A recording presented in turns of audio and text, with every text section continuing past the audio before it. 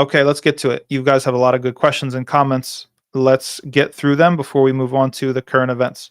Um, Trying to start from the top here. All right, now Sireh Ba, all the way back. Sireh Ba says, Salam alaikum, will shuyukh in North America issue fatwas about the permissibility or impermissibility of assisting oppressors in their dhulm against Muslims, in this case, voting for blue or red genocide parties?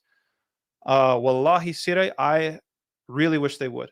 And I am trying behind closed doors to try to appeal to some of the scholars and the fatwa bodies that we have here to take a stance on the elections. And that's something that a lot of people don't want to touch. Now, if you're a 501c3, that means if you're categorized as a charity organization in the United States, there's certain things that you can and cannot do when it comes to telling people who to vote or who to not vote for. But I think that there's a way that we can talk about it without talking about it. And I haven't succeeded yet, but I am attempting to try to make some moves on that front. So pray for my success, please. So here Yunus says, boycotting leaders and systems that perpetuate the suffering of our ummah is a powerful form of protest. I 100% agree. Just as we refuse to support companies that contribute to injustice, we must also critically assess the leaders we endorse through our votes. Very, very well said. Now, Layla, I'm so happy. Layla Kuziez, pardon me if I'm mispronouncing that. I really appreciate this comment. She says, I'm Syrian, feeling betrayed by many, even Muslim, organizing chats. If I raise a question on Stein's stance on Russia and Assad, people flip out at me. How to combat destructive black-white good versus evil thinking. Wallahi, I dealt with this 2 days ago. It was the last thing. I broke my rules, guys, for those of you following the Atomic Habits. I brought my phone to bed, and the last text I sent at night was responding to this issue because we had Syrians in the chat that are feeling queasy about Stein. And I did say, it's like, listen, and we had other people that are going hard for Stein that were saying, well, maybe you guys are just, supporting the Democrats, or you're trying to pull something funny, or you're trying to stop our momentum, or you're an op, all these sorts of things. And I tried to say, Layla, I said exactly what you're trying to say, that if our Syrian brothers and sisters can't bring themselves to vote for Stein, I completely understand that. That is something I could never find it in myself to blame somebody for. And they have a right to do that. I do personally think that voting, let's see, this is the Yaqeen program. I can't say this, but so if you follow me off of Yaqeen program, you know what I think, okay, about what is the most strategic move for the Muslims. And I've said it's not because of Stein. It's not because of who it is. In fact, I don't trust any of the politicians that are running for the president of the United States. I don't. I think that people who think that any of them are saviors they're deluding themselves a little bit. However, there are other reasons and there's other calculus to why it would make sense for the Muslim community to, first of all, punish one of the parties that is incumbent.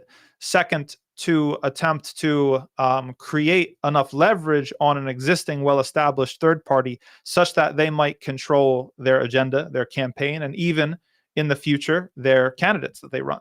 There's a strategic interest in that. There's a strategic interest in the Muslims eroding the stranglehold of the two major parties, the two-party system, quote unquote, on American politics. Those are all strategic interests. But if somebody, especially someone from the Syrian community, says, I can't bring myself to vote for this person, I completely respect that. And we have a duty to not cast doubt on their intentions by dismissing that. I think that that's insensitive, and I think that that's wrong. That we recognize that this is one of the problems of the anti-imperialist left, the secularists. A lot of the anti-imperialist left, they think in very antagonistic terms, meaning that many of them have sympathy for the butcher Assad and for Putin and for Russia and for all these others simply because they're anti-Western. Okay, and even there's some Muslims and Muslim da'is with YouTube channels, right, who have book clubs on books they don't understand. And if you understand who I'm talking about, then you understand that have a similar sort of thing. Their whole shtick is anti-Westernism to the point where they're not willing to be just. Okay, that is black and white thinking. That is just oppositional thinking. It's antagonistic thinking. That is not the thinking that we're encouraged to have as a Muslim. What does Allah subhanahu wa ta'ala say in the Quran? He says it twice. Ya ayyuhalladhina amanu. He said, be just and establish justice, even if it's against yourselves. right? So we have this thing where, again, as Malcolm X said very powerfully in English, we're for the truth no matter who says it. Okay, and we're the converse of that is true as well. We have to call out falsehood wherever we see it, even if it's from one of our own. We are not going to make the same mistake as Musa alayhi salam before he was a prophet. Okay, so no disrespect to Musa, but when he was called into a fight, and there were two people in the fight, and one of them was someone from his tribe, and the other was someone from another tribe, the tribe of Fir'aun, and he assumed that he's jumping in the fight on the side of his tribesmen. And he assumed that that was the right thing to do. And he soon found out that it was his own guy from his own side, from his own tribe, that was wrong.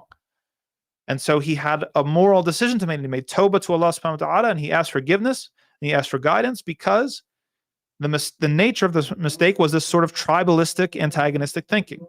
It's not my tribe versus your tribe, in the sense that not everything America does is good, not everything that America does is evil. Not everything that the West does is good, not everything that the West does is evil.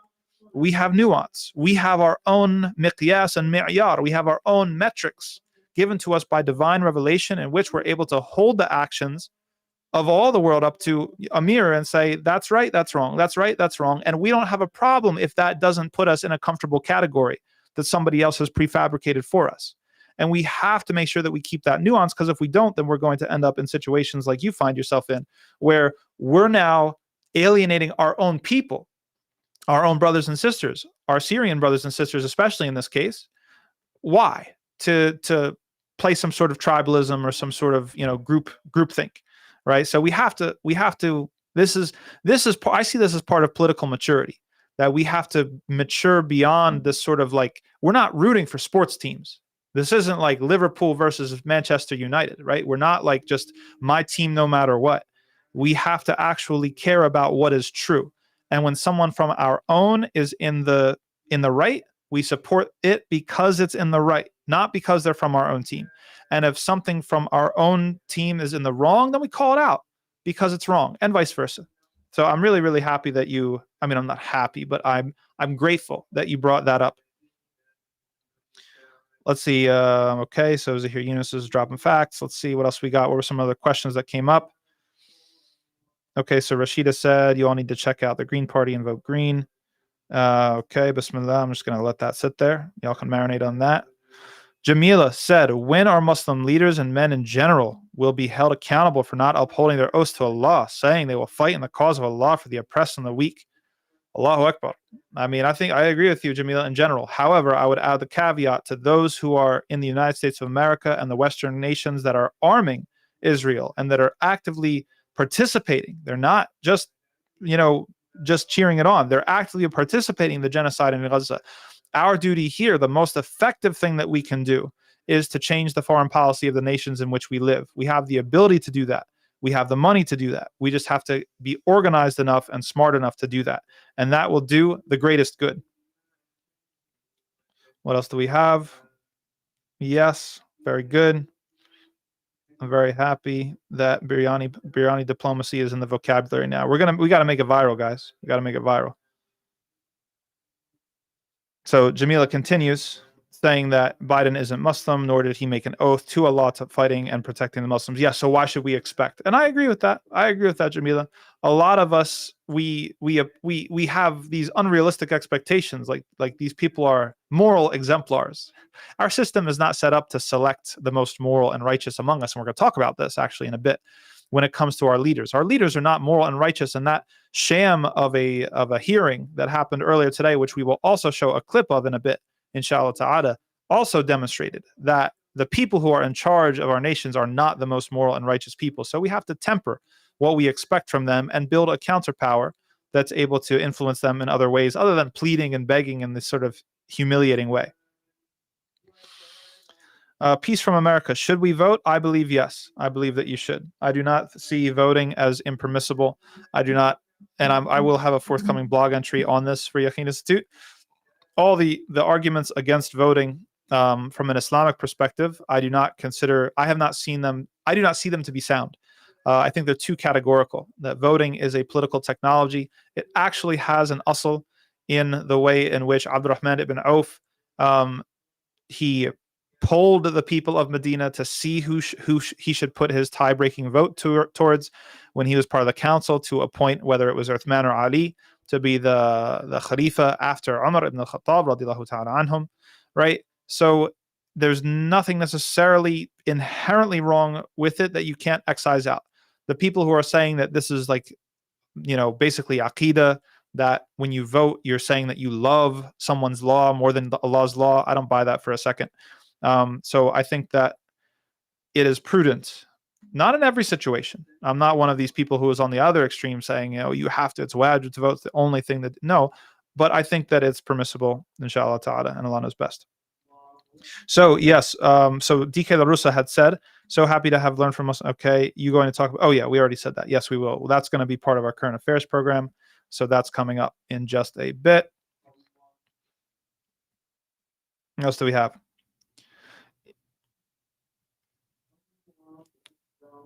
Yeah, so Seamus also brings up the point that we were talking about Syria, and he's talking about the online space. So he's saying pro-Palestinian figures online are, you say mostly Assadists. I see it maybe like a 50-50 split. Some of the big channels are propped up by Russians during the Syrian war.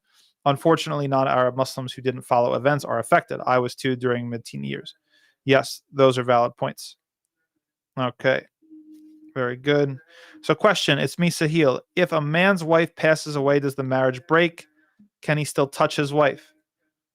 I'm assuming that you're talking about, literal touching for purposes of washing one's body. In that case, yes, that, you are able to wash the body of your wife after she passes away.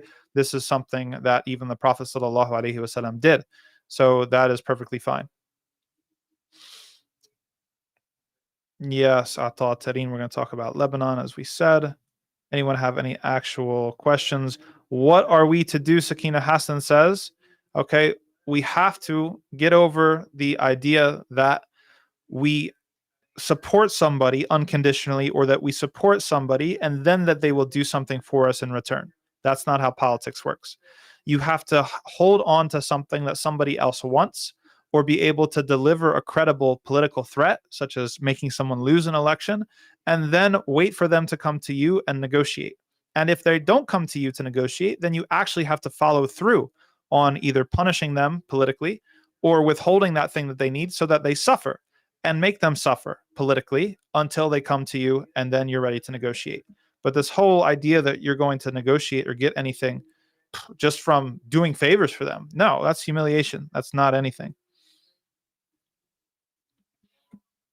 What else we got? What else we got? What else we got?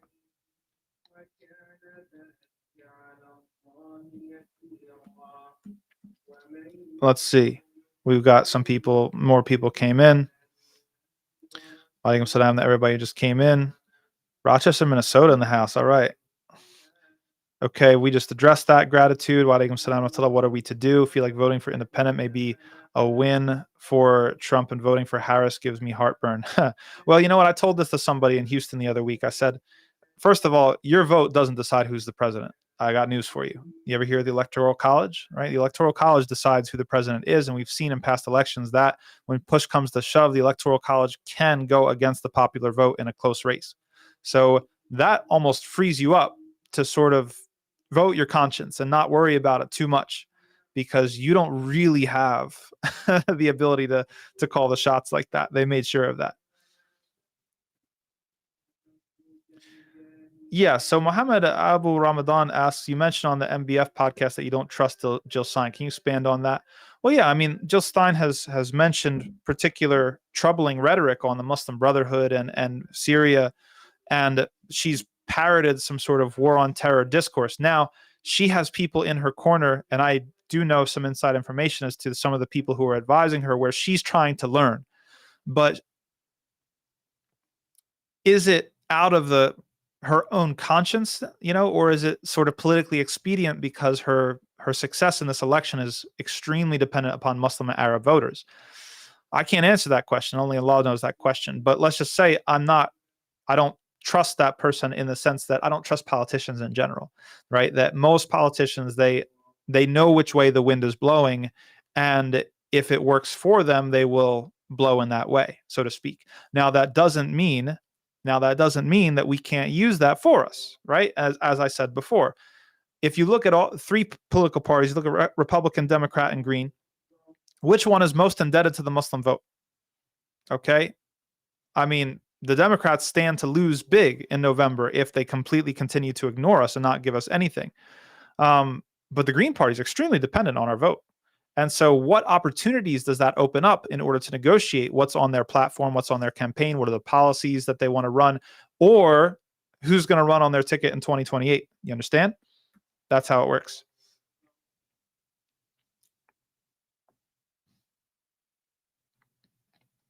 Yeah, we're going to talk about exploding pagers.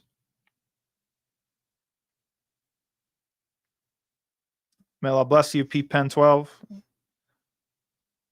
May Allah protect us all. At the end of the day, Allah is in control. Allah is in control. And we don't fear the blame of the blamer. We do what we have to do and we speak the truth. Many who have gone before us have paid the ultimate price. Aysenur has paid the ultimate price for speaking the truth. It's written. It's already written already. Whether we're going to have to pay that price or something less than that, we don't know. Okay, our Muslim children says, Salam Imam Tam, Walaikum Salam Rahmatullah. Have you been tracking the discourse online about halal dhabiha meat? UK Muslims and US Muslims are going at it, as they are wont to do, Omar. Not sure if Yaqeen has discussed this previously. I'm not 100% if they have discussed this previously or not, but I will say this. When it comes to the US and the UK beefing, the US and the UK are very different scenarios. The UK has much more of a dense sort of critical mass of Muslims that keeps cultural gravity a lot more, and it's a smaller place. So what are y'all, like 10% of the population in the UK, something like that? Whereas the population is not only smaller in the United States, but we're also very spread out. The United States is an enormous place, in addition to other factors. So the dynamics are different. This isn't an excuse for anything. But what I'm trying to draw attention to is that rather than beef back and forth and the UK Muslims acting like they're on a high horse and the US Muslims acting like they're enlightened, which is honestly sometimes what it boils down to, we have to look for how we can benefit each other. I really believe in squashing this beef and trying to benefit each other. Now, one of the videos that I saw, I think it was a TikTok video that somebody showed me, because I'm not on TikTok, that somebody showed me, was one of the British sisters demonstrating how it has become a cultural force within the UK that the biha halal meat is something that even non-Muslims go after. And I think that was a really interesting point. And I think that sometimes in the US, we think a little bit too individualistically and not enough civilizationally. That if you want to, and Dr. Suhail Hanif has made comments similar to this in some of the talks I've been with him, where he said that if you ask a faqih about eating pork, they'll explain to you the situations in which it's permissible to eat pork. So they'll say, yes, if you're in the desert and you're starving and there's nothing else to eat and you don't like it and you only eat what you need, then it's permissible. Okay.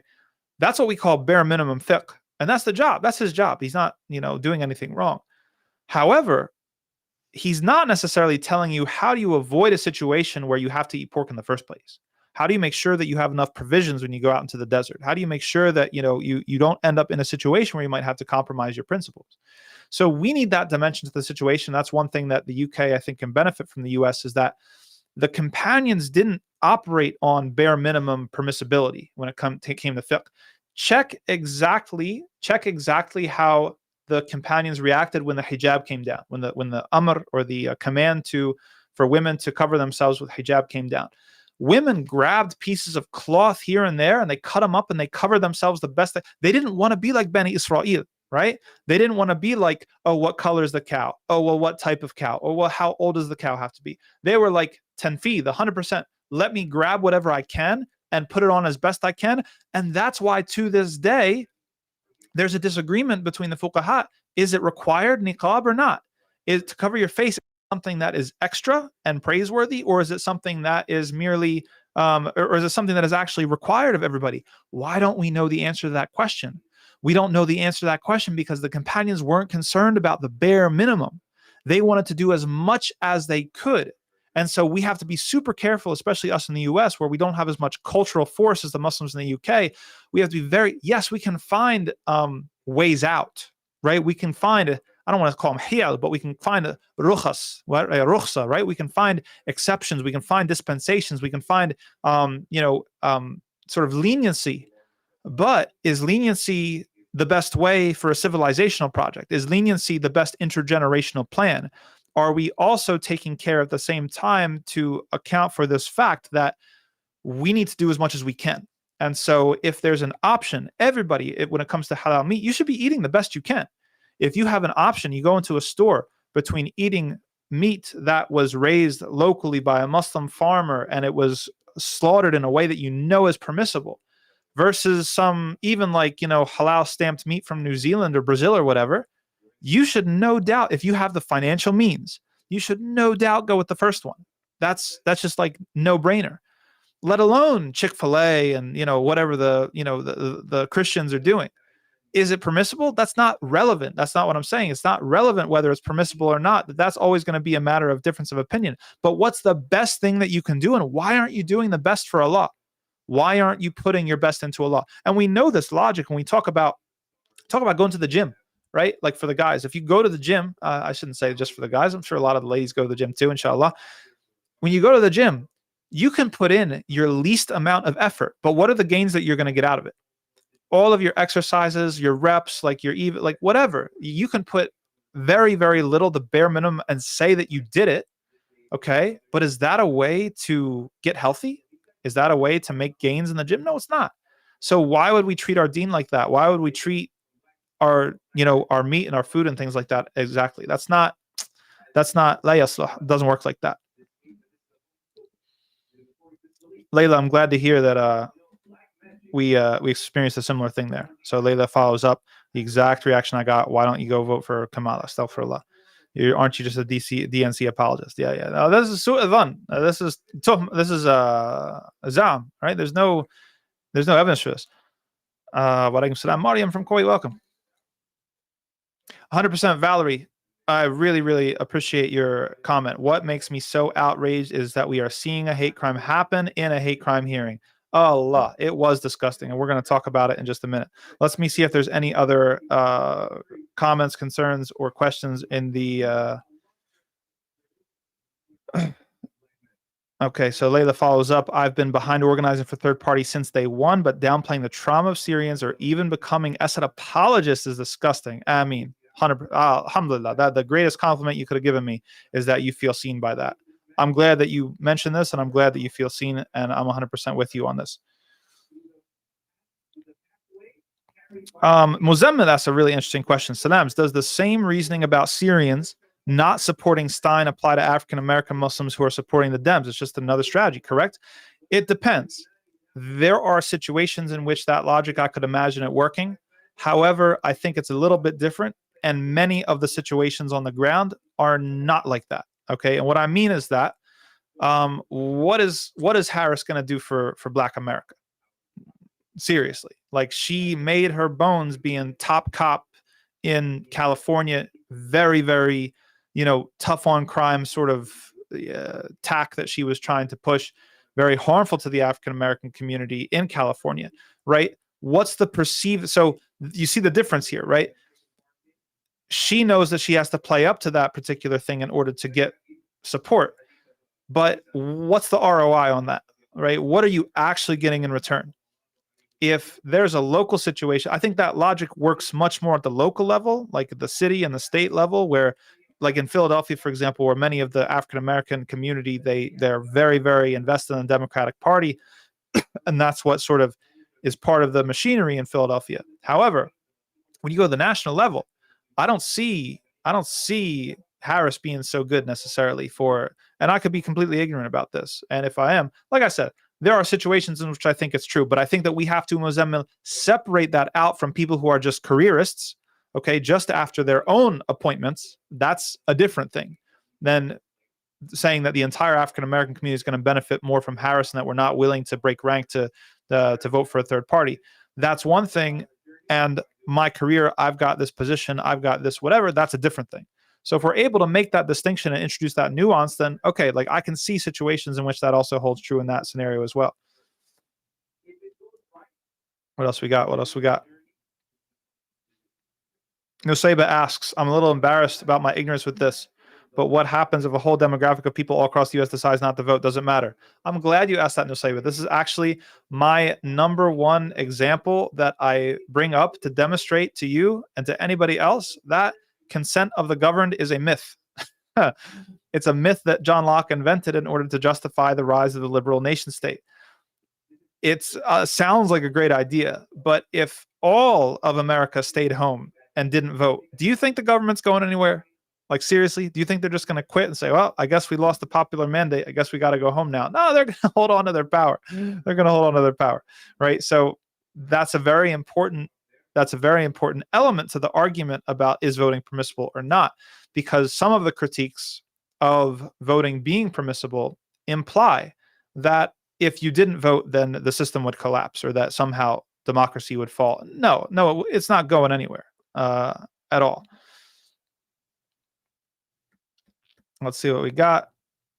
So Abdullah says, are you excited to eat Dallas USA halal and not UK halal? Asking for a friend. UK halal is delicious. And I try to eat the best I can wherever I go. And I feel like that's what we should be doing. Juju says, I feel like Imam's leaders are not discouraging Muslims from working in companies complicit in war crimes like Raytheon. I know working living is inherently in the U.S. may be harmful to people. I 100% agree with you, Juju. And I do know religious leaders who do. But we have to be real here. Very few, unfortunately. And this is a problem. Let's call a spade a spade. In the Dawah sphere, you see the different types of talks that bring in the big conferences and the big shuyukh and the big things. How often do we see instructions about not working for Lockheed Martin, not working for Raytheon, not working for BlackRock, not working for these companies that are literally killing our brothers and sisters abroad? I think that not enough attention is going towards that, and I feel like a whole lot more attention should be going towards that. And yes, Zahir Yunus, I agree. Recent behavior of members of Congress highlights a profound need for leaders who genuinely care about justice and human dignity. Righteous rule. We're going to talk about that. Righteous rule. Sire Ba says, how to deal with family members who are planning to vote Team Blue. Wallahi, it's heartbreaking. I mean, the thing that it depends on the person because people are motivated by different things. But I always ask people, how much do you value Palestinian blood? That's just not my thing. I mean, I think about Hind when I'm going to go into that voting booth. I think about Sidra when I'm going into that voting booth. I'm thinking about Khalid Nabhan's granddaughter when I'm going into that voting booth, and that's all I need.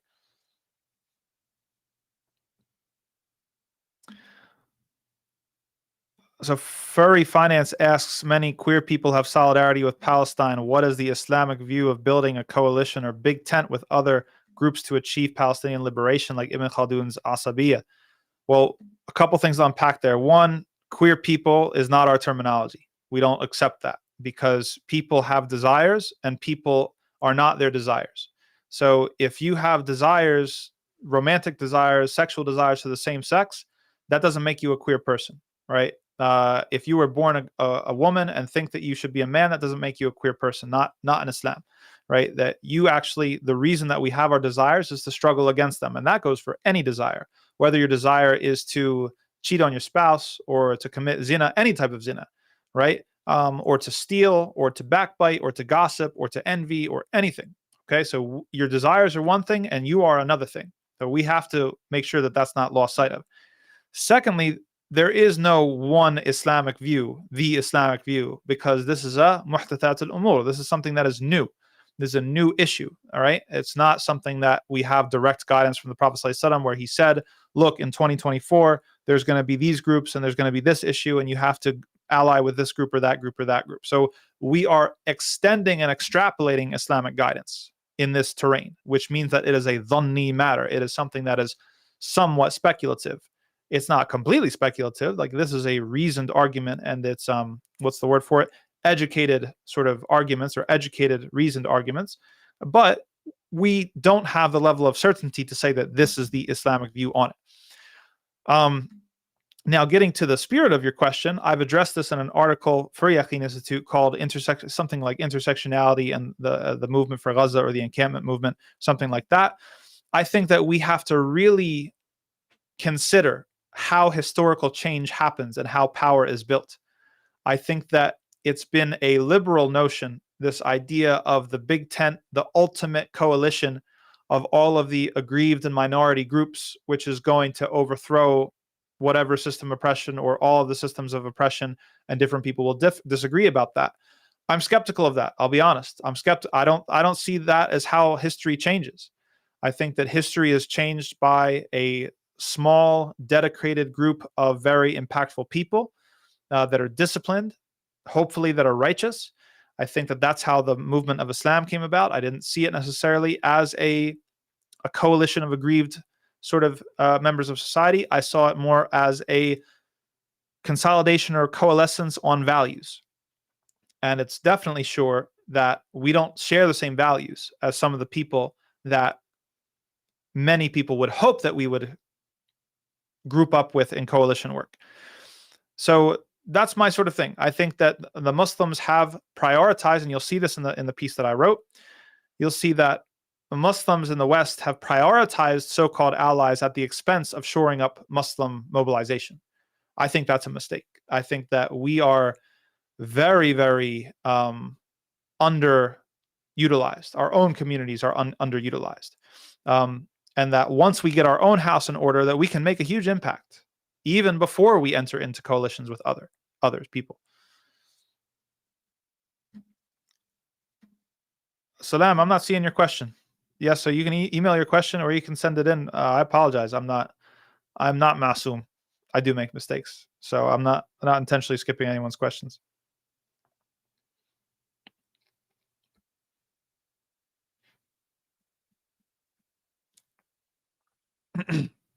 Okay, what is this? Atlanta Hafiz says, Wa alaikum salam wa rahmatullah. Everyone is focusing on the presidential election. It's very important to also focus on senators and reps. We need to assess their policies and work at the local level also. 100% agree with you. Nobody likes to do the local stuff, even though that's where most of our work needs to be done, especially when it comes to running our own people. However, I do think that we can use the unprecedented amount of attention on the presidential race to hopefully convert it into more sustainable, perennial, or we should say annual, continuous work, persistent work on the local level as well. What do we do in December? I think is going to be really key. To once the federal stage has settled, to start to look for opportunities at the local level 100%. Good point, Qadri. Let's see what we got. Fiona asks, how do we get out of this mindset that the world itself will inevitably be corrupt, even shown by the guaranteed minor signs of the day of judgment, saying the world leaders will be corrupt? Yes, so that's sort of a fatalism and a defeatism that I also agree that we should not fall into, or we should be careful to fall into, because the hadith of the Prophet ﷺ, who said that even if the day of judgment were to be established and you have a sapling in your hand, your duty is to plant the sapling. That is your responsibility. Our duty to act never goes away, even if all the major signs are upon us, which they're not.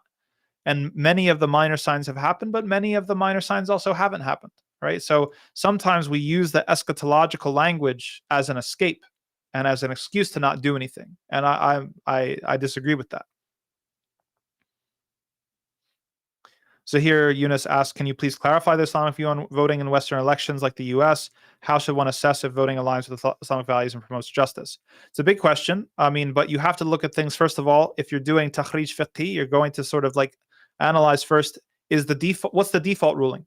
Is the default ruling that voting is permissible or impermissible? That establishes where's the burden of proof lie. My perspective is that the default ruling is that voting is permissible until there is something that enters into it that proves that it is impermissible. Why? Because this is not a tawqifi or ta'abbudi matter. This is something that has to do with maslaha. It's not an expression of aqidah. It's not an expression that we like a sharia other than the sharia of Allah or anything like this. It is simply, it is a tool, and tools can be used for good and tools can be used for evil. Now, that's the details where you have to get into whether it becomes specifically permissible or impermissible in a certain scenario or not. Soraya Azmi, wa alaikum salam wa rahmatullah. Yep. Yes, the uncommitted movement. Acha. Soraya. 100%. The uncommitted movement is a perfect example of people following political winds. I will tell you, okay, I'll tell you something controversial and something that's half a secret, some inside info, okay? There are many, many leaders in the Muslim community right now that the only thing holding them back from telling you to vote for a genocider is the fact that the mass of Muslims won't take it and won't tolerate it right now. And I'll leave you with that. So some people know which way the wind's blowing. Ameen, Jess, Ameen. Anna Eaton says, would love for you to connect with Imam John. Yes, we talk on WhatsApp actually, Imam John and I. He invited me to come down, but the schedule unfortunately is already booked up until January. So unfortunately we couldn't make it happen, but hopefully sometime in the future. Noreen from Pelham, New York. Wa alaikum salam wa rahmatullah. Oh, I'm glad that you made that comment. I really appreciate that. We have much to share and learn and lean into and become collectively more enlightened. I totally agree. I think that the US and the UK Muslims stand to benefit so much from each other rather than just take pride in dumping on one another. Not to say that we shouldn't hold each other accountable, but with adab, right? We have rules for that.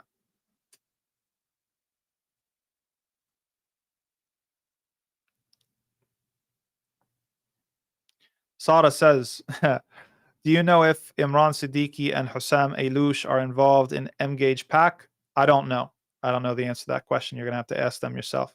SoCal folks will know. Yeah, I agree with you, Valerie. I agree. Let's see. Yeah, 100% Seamus. Seamus brings up a great point. What we eat might even have a spiritual effect. Imam Ahmed said, the hearts find comfort and are softened by eating halal. And we have the example of Imam An-Nawawi. Like seriously, Imam An-Nawawi, when he moved to a place that was away from his own family farm, he would refuse to eat the food except for what his father sent him. Like he was that scrupulous. And look at us now. Juju brings up a good point about the convenience versus inconvenience. Yes, most of what we do in America, they teach us to choose based off of convenience. And if you choose what's based off of convenience, you're going to have a very, very precarious set of practices that you're doing. Tamiz gave his fatwa. He says voting is haram. MashaAllah. Here comes the big sheikh. Thank you. Samiha says the Black Americans activists I follow have been showing support towards third parties, and Kamala has been polling low among younger Black Americans, less than Biden and Hillary. Yeah, and there is data that we're going to release soon with Yaqeen Institute that shows that among Black Muslim voters as well, Harris polls very poorly, unfavorably. Like so, sometimes people attempt to speak for an entire community, and they put themselves up as we are the spokesman for this community or that community, when in reality, the reality might be a little bit different.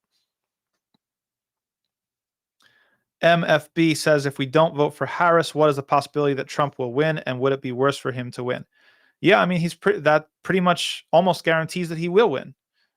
Would it be worse for him to win? I mean, this is all speculative. Like there are scenarios in which it's worse. There are scenarios in which it's better. We don't know. And Mubin Vaid has a really good Substack article about this. He has a Substack called Occasional Reflections where he plays out a couple scenarios. It's not always true that the most aggressive and belligerent person results in a worse situation. Sometimes, and we've seen this in the last 11 months, that when an arrogant leader overplays their hand, it can actually create more blowback and more opposition than if somebody who smiles in your face. And that's not a clear, it's not clear one way or the other. No one has a crystal ball, so to speak. No one knows the future. But those things this type of forecasting is not straightforward. Anybody who's saying it's going to be worse, it's going to be better, this is not a straightforward thing to get into. And anybody who portrays it as a straightforward thing is lying to you. Clyde Donovan says, what's your opinion on the lesser of two evils argument? It's not a good one. I understand that voting third party is a good long-term play. I know voting blue wouldn't magically fix everything, but what can we do? I think, as I said before, that we have to look long-term and stop being threatened by the carrot or the stick right in front of us, that the Muslims have a strategic interest in reforming campaign finance to take away the power of AIPAC and the Israeli lobby. We have a strategic interest in breaking the two-party monopoly, right? That gives us horrible, horrible, horrible choices. And our votes need to reflect that strategy.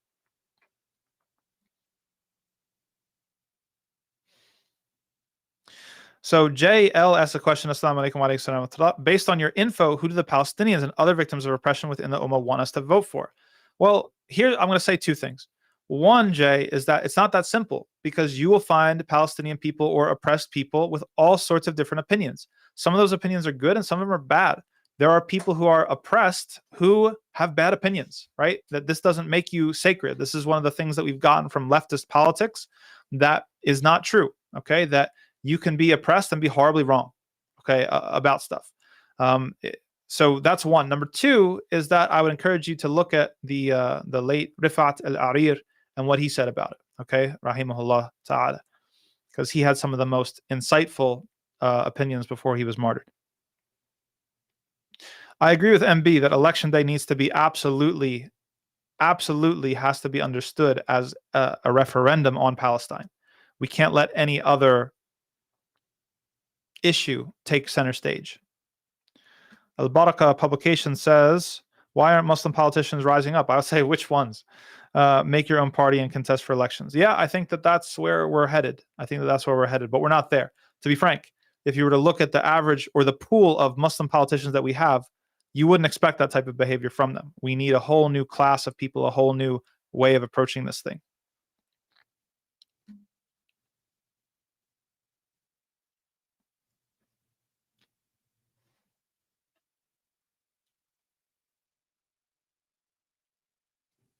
Okay. Yeah, Sada, you are late. But better late than never. We're still on questions.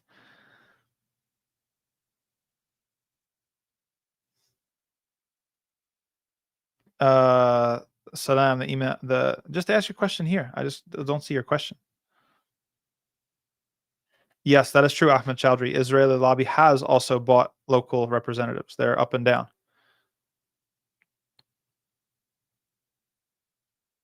Sully Cyber, wa alaikum salam wa rahmatullah.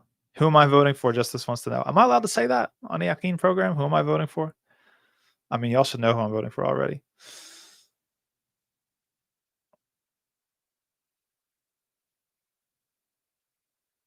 Yeah. Sada says, regarding Jill Stein, I've seen Syrians say that she's an Assadist and that it would be foolish for Muslims to vote for her. I've seen Syrians say both. There are Syrians that have said that she's an Assadist. There's Syrians who say that that's not true, that she was misinformed and she's retracted and she's learning. So again, you can't like fetishize what Syrians say, because they're going to be all over the place. Okay. But there are concerns. And if Syrians and Syrian Americans have second thoughts and hesitation about voting for her because of her history, then that's maqul. That's understandable. Totally, 100%. Sergio says, what is the halal way to vote in the U.S.? I'm a new Muslim. I don't know who to vote for in line with the faith. Well, it's not a straightforward question, Sergio. First of all, welcome to the faith from your brother in Islam, also a convert. It's not so straightforward. Stefti qalbik.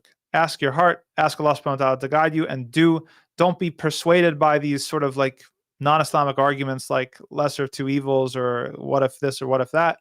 Try to vote your conscience. Try to do the best that you can. Soraya says, agree with the brother. In Georgia, no peace, no peach is also about supporting all our pro-ceasefire allies, state reps and senators, e.g. Yes, we're naming names. Okay. We'll leave that there.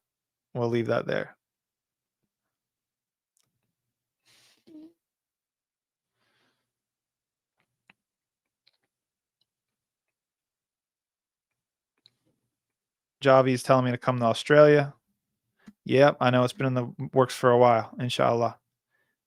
Qadri says, and now you see these Muslim leaders like Keith Ellison coming out to defend Kamal and attack Stein 100%.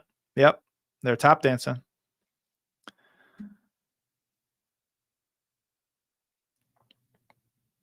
Yeah, I'm going to disagree with that, Justice. So Justice says, I say Muslims just sit back and watch the West fall. They are destroying themselves. Okay, Habibi, but like if I'm a convert and we've got converts all up and down in this program in this chat, I mean, where are we going to go, Habib? Right? We're from here. The Arab world doesn't give citizenship. Okay, it's like this is dichotomous thinking. I see that this is dawah, and I'm glad that you brought this up because this has to do with the hijra conversation. A lot of people too, they go right to time for hijra, time for hijra. You all know that that's only one opinion from the ulama, right? When you talk about the classical fiqh on whether to make hijra or not, some of the madahib they advocated for yes, like you when it becomes sort of negative or whatever, you pick up and you leave, assuming that you have some place to go, which is not the reality of converts.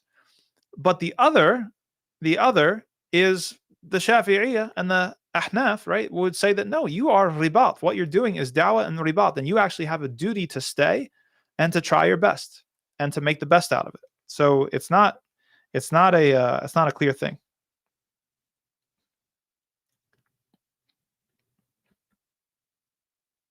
Watermelon asks, did Imam Tom celebrate Mawlid? Oh man, Watermelon, you're trying to get me in trouble.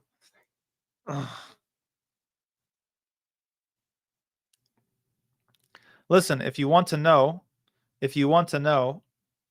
a balanced position on the Mawlid and all of what it could mean, because here's the thing, guys, we get triggered by names and terminologies. Somebody says Mawlid, they understand one thing. Another person says Mawlid, they understand another thing. Okay, you have to get into the substance of what you're referring to. If I handed you this cup and I said, "Here, drink this water," but it's actually khamr, it's actually alcohol, then it doesn't matter what I call it. It's haram. Okay. Now, if I hand you this cup and there's water inside of it, and I say, "Here, take a swig of this whiskey," and you look inside and it's water, did the fact that I call it whiskey make it haram? No, it's permissible. So we have to get past labels and look at the reality of things, the substance of things. Okay. And if you want the most balanced and thorough opinion on the Mawlid, you can go to the Mauritanian Sheikh, Adidu. He has a very, very clear tafsir. Sheikh Adidu has a very, very clear tafsir about all of the things that would make it haram and all of the things that would make it maybe not haram. So you should look into that. Okay.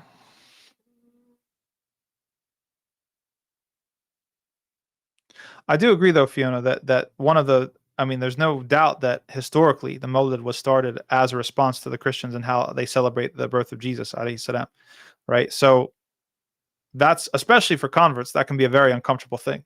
Like we just left that, right? I was like, now you want us to celebrate that. Victorious Drusilla, welcome back to the program. Okay, mashallah.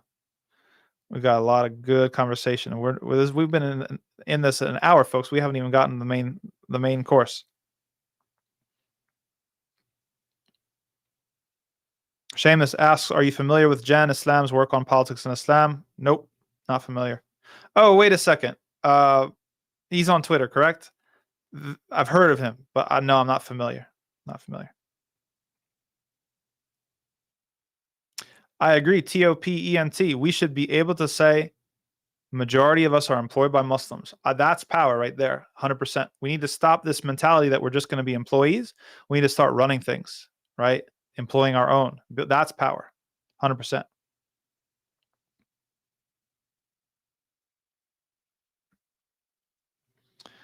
Val Farrugia says, if it's Italian pronunciation, I'm going Farrugia. I'm a new Muslim and I want to wear hijab, but I live in a tiny community and will be considered an example of a Muslim woman to many uneducated people. Should I do that anyway? I don't know what to do. I mean, listen, what's the bad? I don't see the bad part here. I was expecting to say, but you're going to be threatened or you're going to have physical harm, that you're running into. The fact that you're an example of a Muslim woman to many uneducated people might be the start of a lot of khair, might be the start of a lot of good. That they need to see. Val, I'm assuming, is short for maybe Valerie or something like that. They need to see that Tom and Valerie are Muslims, not just Muhammad and Fatima and Hind, with all due respect to them. That they need to see that Islam is not just some sort of foreign force, that it's also something that belongs here in your community.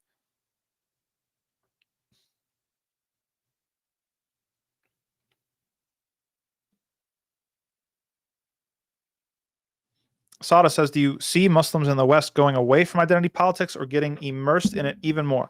I see a crucial opportunity here, Sada, because we've been burnt by identity politics so much.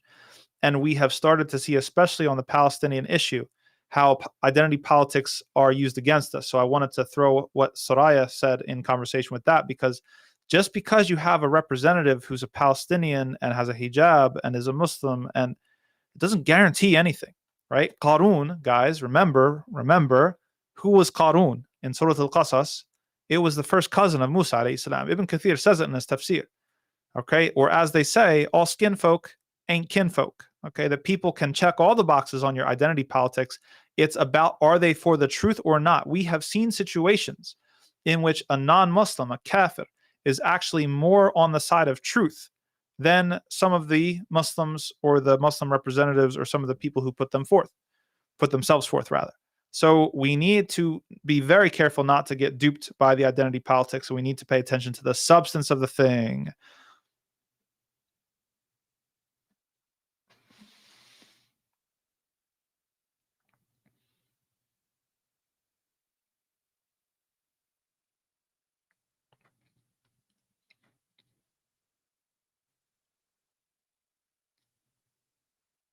Yeah, 100%. So Zenfinite brings up a good point. We live in a day and age where our scholars are making sodomy permissible. Alhamdulillah, I'd say that that's a bit of exaggeration. That's still seen as way outside the mainstream. There have been a couple people that have tried to do it, but they're not considered part of the mainstream whatsoever. But the general sort of gist is true, that people will try to make permissible anything. So if your attitude towards society is only to find a way to make it permissible, you're going to end up with no deen very, very soon.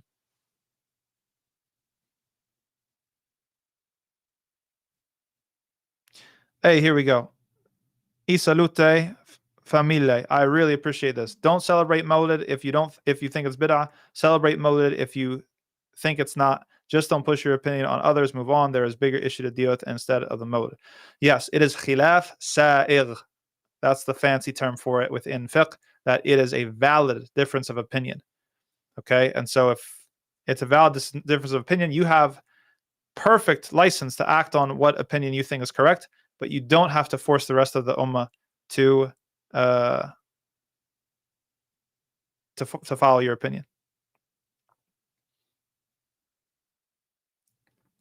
I agree, Sada. I would rather Western hegemony fall and that the Western governments focus on their own nation and help improve the lives of their own people. And this is what the people who are the neocons and the neoliberals don't understand, who thinks that people like me are just like anti-American or this or that. No, I want the US government to just take care of its own territory. I don't want military bases all over the world. I don't want the United States interfering in elections in Muslim countries. I don't want the United States taking out foreign leaders through CIA coups and stuff like that.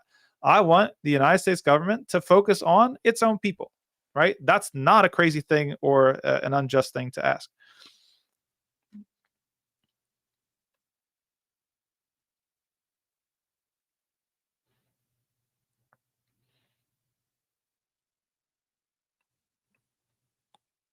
Appreciate all the conversation, everybody. MashaAllah, we got a lot of good stuff flying around. Saw a good point. Differences of opinion from what I've heard, and the ones who do it praise the Prophet ﷺ in a halal way, like nasheed, sirah, dua, etc. No free mixing, no musical instruments, exactly, no dancing. That's what I mean when we have to go into the substance of a thing, right? Because if someone says Mawlid and they think the worst possible thing that they've ever seen called Mawlid, with dancing and musical instruments and free mixing and all this other stuff, that like, whoa, like that's very extreme. But if it's something that is, yeah, a bunch of dudes in the masjid just singing the sheeds and learning about the seerah of the Prophet Muhammad sallallahu is like, is that really that bad? Right? So we have to understand.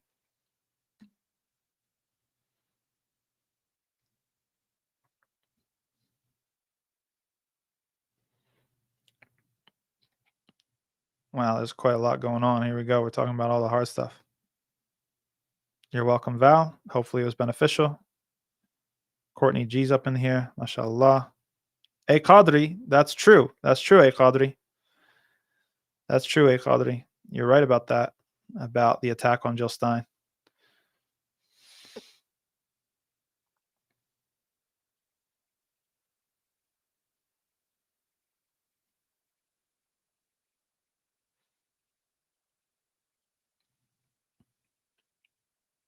Starting to think we might not get through all these comments. Allahu Akbar.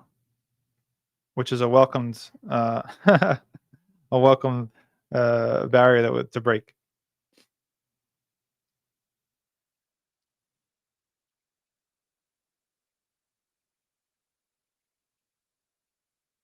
All right, Bismillah. Yeah, let's switch it up here. Let's go to our current events. We got a lot of stuff to get through. It's already a packed show, and you guys are making it popping, which I appreciate in the chat. First up, we said we were going to talk about it. We're going to talk about it. We've got exploding pagers. La ilaha illallah. Okay, so what happened was just yesterday, hundreds of pagers that were used by Hezbollah members exploded simultaneously all across Lebanon. They killed at least 12 people, injuring over 3,000. And another round happening today. They were in Beirut, in southern Lebanon, the Bekaa Valley, lots of different places. Now, there were not just fighters, okay, that were affected by this. There were innocent children, and you know, like, this was something that was major. Imagine all the people who carry around these devices, and all of a sudden they explode on you. Now, exactly what was going on, it was later uncovered that Israel basically intercepted these shipments, that they knew that this is a type of device that they use, and they planted explosives, because there was a lot of panic at first about, well, do they really have the ability to hack into your phones? Can they make my phone explode? Can they make your phone explode? Right? It's like, that's pretty scary to think. But this is also a sort of a trend, and it links up with our second topic, which is about the perception of power is more powerful than even your actual power sometimes. So, of course, Israel would like people to think that it can hack into any one of your phones and make it explode whenever it wanted to. Now, on the flip side of this, what happened earlier on the week, let's go to it, guys. The Houthis from Yemen launched a supersonic missile, okay? Or a hypersonic missile, traveled over 2,000 kilometers, that's over 1,000 miles, in just 11 minutes to target a military position in occupied Palestine, and it hit. So this is wild, because if you know anything about how Israel's projected power rests on part of its sense of invincibility, okay, that the Iron Dome and this, that, and the third, and you've got U.S. battleships offshore, sort of with Tomahawk missiles and with other things that are ready to intercept. So Israel really relies on this perception of you can't touch it, that no matter what you do, like when Iran tried to fire missiles at Israel, you've got Jordan sending up missiles, and you've got all the nations around it that have normalized with it, working to defend it, this idea of being untouchable. So this is a very, very old tactic of Israel, trying to, both in the one sense with the pagers, trying to seem like they can strike anywhere, anyone at any time, and on the other hand, seeming like they are untouchable. And these perceptions that they have sought to create are sort of the basis of their perceived power. Now, what's significant about the Houthi action is that, similar to other actions, it demonstrates that that's just a perception, that in fact that Israel is much more vulnerable than it would like other people to believe, obviously, because if people believed it was vulnerable, then they would be more willing to attack it, or to defend themselves in many scenarios. And so we see how there's always this chess match going on. There's always this chess match going on. And this is something that we actually get from our own tradition when it comes to power and the perception of power. Recall that after the Battle of Uhud, the Prophet Muhammad sallallahu alaihi wasallam, the first thing that he did, even though they had suffered many casualties and were not in a state of soundness or of health or of comfort, he ordered them to rally, and he ordered them to march. He ordered them to march onto and to pursue the enemy into the desert, even though they technically might have, some people say they lost Uhud, some people say it was a draw. Either way, it's very counterintuitive to imagine that you would then go after the same enemy that you almost lost to or almost were defeated by. But he did it because he wanted to ensure that they did not come back. So it was a bluff. The Prophet sallallahu alaihi wasallam, he pursued them in the desert so that they would think that he had reinforcements and he brought fresh legs, and that they were going to now fight them again. And sure enough, this is exactly what happened. The Quraysh stopped outside of the city, outside of Medina. And they said, wait a second, why are we retreating? We could have gone back and finished the job. And then their scouts detected that the Muslims were actually coming after them. And they said, whoa, wait a second. Muhammad has reinforcements. Let's go back to Mecca. Let's retreat all the way. So that was the idea about the perception of power, that the perception of power is often more important than real power itself. And that this is something the Prophet ﷺ understood perfectly, and something that is always being negotiated and jockeyed around in the unfolding conflicts that are going on in the Middle East.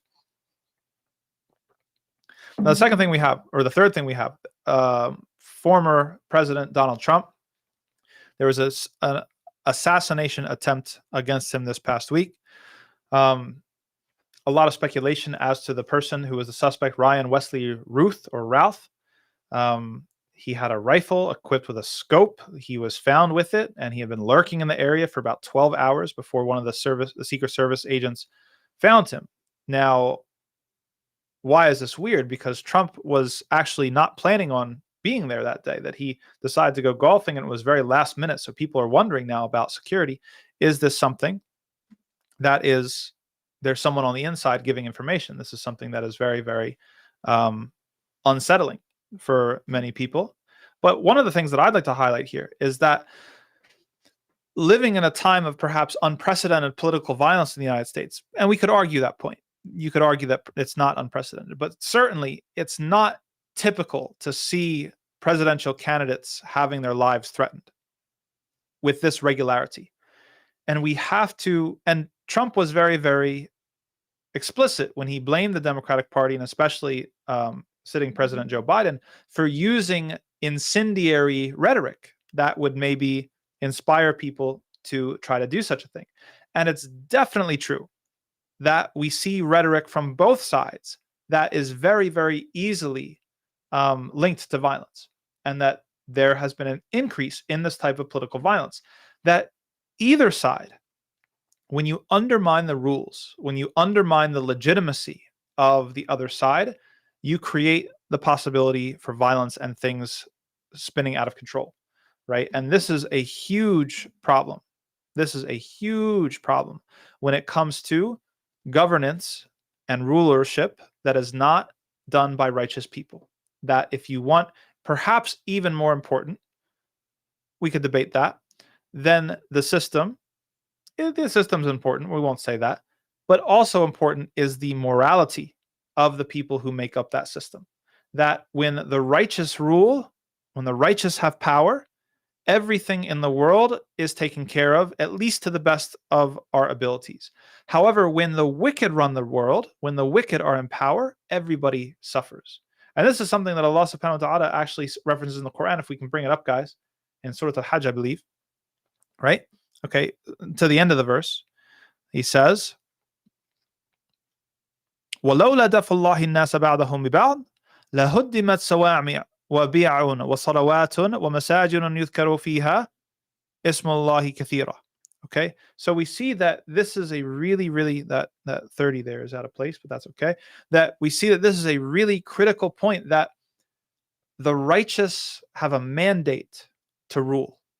The righteous have a mandate to organize society and to lead. Somebody has to lead at the end of the day. And if the righteous people don't lead, then it's going to be left to everybody else.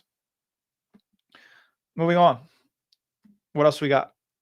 We have another individual setting themselves on fire outside of an Israeli consulate, this time in Boston. Matt Nelson, September 11th, no less, on the anniversary of September 11th attacks. Outside of the Israeli consulate, he set himself on fire because of Israel's actions in Gaza and the U.S. support for that war.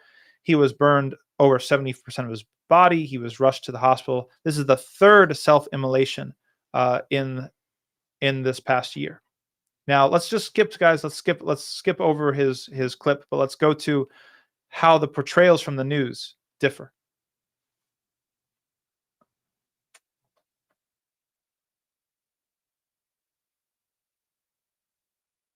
Okay, very good. So we see that this is getting a little bit of coverage, but not really very much coverage. Let's move on. Let's keep going.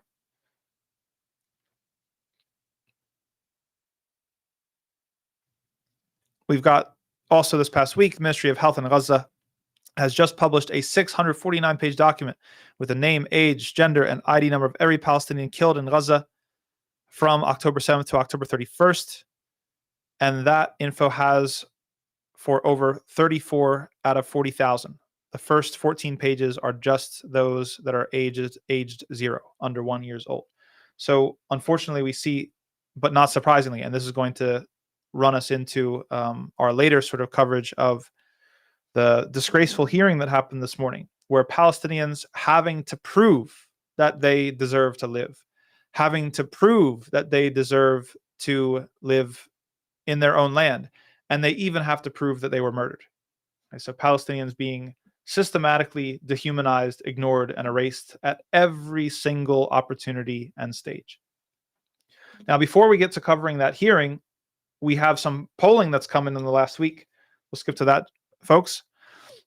Jill Stein is ahead when it comes to polling Muslim American voters. We had numbers come in from CARE, numbers come in from Pew. We've got numbers come in also from Yaqeen Institute as well that we haven't published yet, right? But they're all saying the same thing, that Stein is polling better than Harris within the Muslim American community. And that's a big deal.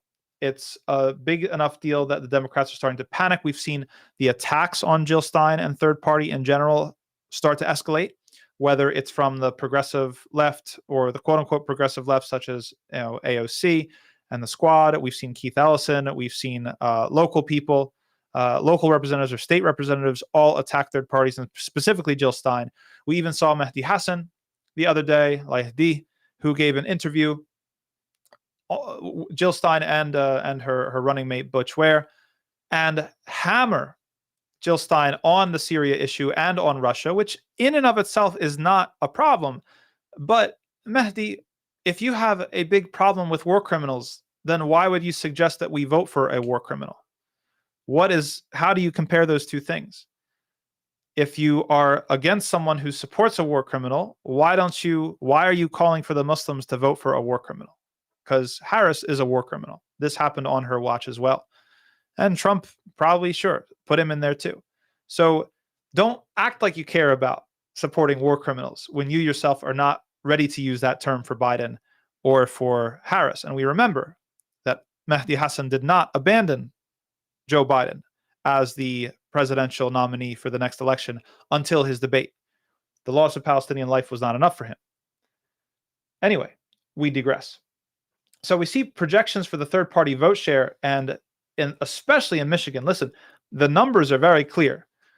Harris has 9 scenarios in which she wins. She has 9 pathways to getting the electoral college votes that she needs to win. 6 out of those 9 scenarios involve Michigan. Michigan is by far the most crucial state in the upcoming election. Don't let anyone tell you any different, though the other states are important as well. But she is getting walloped in Michigan when it comes to support. Okay, that the share of the vote, that Muslims are tired of it. Muslims are tired of having to choose the lesser of two evils. We're tired of being told, well, if you don't vote for me, then you're going to have someone worse over here. We're tired of the fear politics. We're tired of the cynicism. We're tired of the fakeness. Muslims are tired of being lied to. They're tired of being ignored, right? The Democratic Party has just marched on with its policies as normal and acted as if we're stupid enough to think that just once in a while saying, oh, we're so sorry for all these tragic deaths. So we wonder how they're happening. I wonder who could be supporting these tragic deaths or causing them to happen. As if we're stupid, right? So we're seeing that this is definitely showing up in the polling data. Michigan, to a less extent Arizona, but even Arizona, she's polling well. Pennsylvania, she's polling well, right? So this is a big deal. The other numbers we have from CARE, let's say that shows that Stein is leading Harris in 3 key swing states in Michigan, Arizona, and Wisconsin. Her lead is the biggest in Wisconsin and then in Michigan, but also significant in Arizona. Nationally, it seems to be a tie. If you average out all the states, it's 29%, 29% between Harris and Stein, which shows a significant development. 16.5% of Muslim voters are polled as being undecided, which is also significant. That 16% has to make up its mind and decide what it's going to do. Trying to run through the numbers here. So the main takeaway is that Muslims are fed up. We're fed up with the bad options that are given to us. We're fed up on voting for people that we despise. We're fed up not voting for on principle. And this election very much is about Gaza. As the Yaqeen data will show when we come out with it, Muslims in America are voting because of the Gaza issue, and they are voting informed by the Gaza issue. Next thing we have, all right, we've got Biden and Harris statements on Aysenur Eygi, which are very disappointing and very belated. Okay, the martyr that we discussed last week, Turkish American from Seattle area. Now, we finally saw some very, very belated words from the president, but we see a lot of hedging and a lot of relying on Israel to investigate itself, as it always had. Biden said specifically that he thought that there was like a ricochet or something like this, which is completely contradicting the firsthand eyewitness accounts of what happened on that day when she was martyred. And there's calls for accountability, very belated calls for accountability. And Israel must do more. Israel must do more. Yeah, Habibi. Yeah, Sheikh Biden. You're the one giving them the weapons. You're the one giving them the bullets. You're the one sending them everything. What are you talking about? They need to do more. You need to do more. You need to do more to cut off the funding, to cut off the military support for a quote-unquote ally that has demonstrated that it has no hesitation whatsoever to gun down Americans or anybody else, to destroy the entire world, just to pursue its own agenda, right? The absolute worst ally you could ask for, just to use a real politic sort of lens for a second. Okay, with that being said, we have some different... Do we have anything else on... Yes, okay.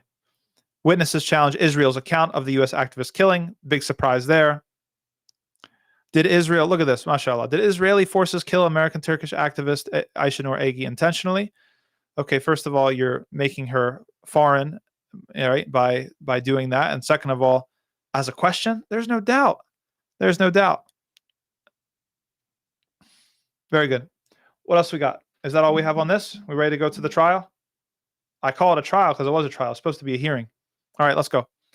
So we've got this absolute travesty, miscarriage of justice this morning. And as I mentioned, subhanAllah, Imam Omar Suleiman and I were texting back and forth while it was going on, because he was there. Yeah, he was there. And it was absolutely despicable, the sorts of things that went down. Let's take a look and a listen. You support Hezbollah too, don't you? Again, I find this line of questioning extraordinarily disappointing, Senator. No?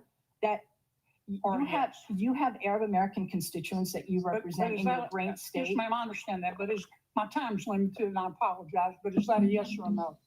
A yes or no question to do I support Hezbollah? The answer is I don't support violence, whether it's Hezbollah, Hamas, or any other entity that invokes it. You can't So bring no, yourself to say no, can you? No, I can say no. I can say yes. But What I can say is you just your can't line make of yourself do questioning. it. Do you Senator, support or oppose Iran and their hatred of Jews? Again, I'm going to emphasize Iran, Hezbollah, Hamas, none of them is going to this you can't bring discussion. yourself to say no, Sir, I don't support. It's real simple. Excuse me, I'm going to, Ian, if I may, as a Muslim woman, sir, I'm going to tell you I do not support Iran. But what I will tell you is that this conversation. I'm running out of time. I'm okay. Sorry. You called our decision to cut funding. You called our decision to cut fund. Well, first, what's the United Nations Relief and Works Agency?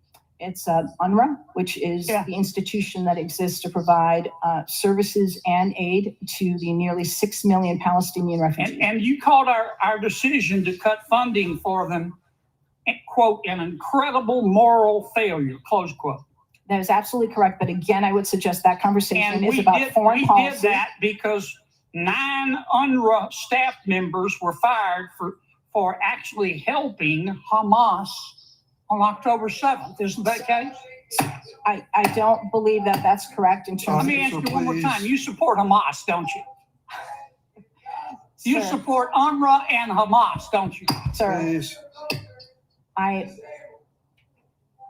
I think it's exceptionally disappointing that you're looking at an Arab American witness before you and saying you support Hamas. You know what's disappointing to me? I do not You support can't Hamas. bring yourself I do to not say support Hamas. You don't or support UNRWA. You don't support Hamas. You don't. I was very clear in my support for UNRWA. Hezbollah, and you don't I support Iran. oppose. You should hide your head in a bag.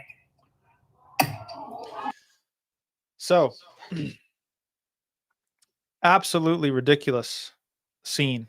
And in the crowd was the mother of Wadi', the 6-year-old boy who was stabbed 27 times and murdered in an obvious hate crime. But this individual, this shaitan, knows exactly what he's doing, this Kennedy. And the sister who was responding to him was probably a little bit too polite. That what should have been said to him is, how much did AIPAC pay you to say this? And how much did AIPAC pay you to ask these questions? That he knew exactly what he was doing. It didn't matter how much she said to disavow this group and disavow that group. She is always going to be criminalized and securitized because this person, look at that face, that person is a person that is bought by a foreign entity. And it's always the people that are bought by foreign entities that are accusing you of being under the influence of a foreign entity. Every accusation is a confession, as we've learned the last 11 months. And absolute travesty, a travesty, when we look at all of the hand-wringing that has been going on about supposed anti-Semitism going on college campuses across the United States, when this anti-Semitism, and I'm only putting it in quotes because we're talking about protesting in support of Palestine, which is being conflated with anti-Semitism, in which Jews themselves are participating. And this is dealt with every sense of gravity and graveness and seriousness when it comes before the Congress. And yet, when the shoe is on the other foot, we see how things go down.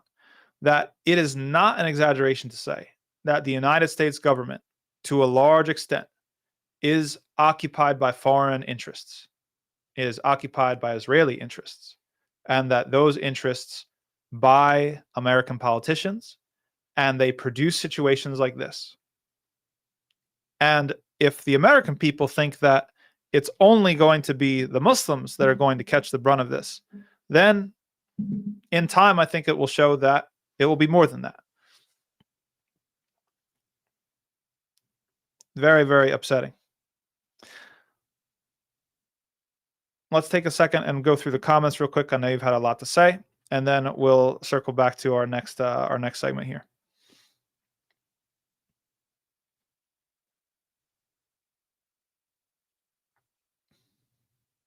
Sada asks, what do you think of the slow turn to perceiving China as an ally, especially among Muslim countries, when what they're doing when it comes to injustice to the Uyghurs? That's a very important question and a very, very important thing to keep in mind. A lot of people, and this goes back to our idea about letting the West fall, et cetera, which is quixotic. I think you guys are being simplistic when you're talking in those terms. And Sami Hamdi has said this in his talks as well. It's not logically sound to assume that a fall of Western hegemony automatically results in better situations for the Muslims. There are scenarios in which it's worse. There are scenarios in which it's the same but different. There are scenarios in which it's better. Rather than allow yourself to go down this sort of escapist thinking and think that, oh, well, we just have to, watch as this falls and then we'll be ascendant or whatever. No, it's not. You have to always look for what you can do and your opportunities to build power. That is 100% true. So there's no guarantee whatsoever that China would be a better ally or a better protector, a better hegemon than the United States. In fact, that might be worse. We don't know, right? So all of that needs to be taken into account when we're making political calculus and decisions.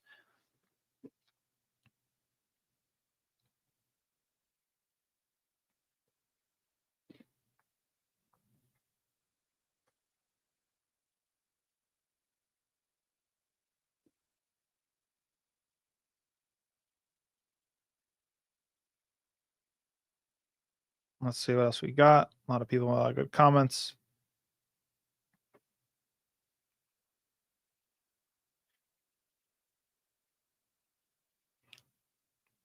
Salmon roll. Walaikum salam wa rahmatullah. Welcome back.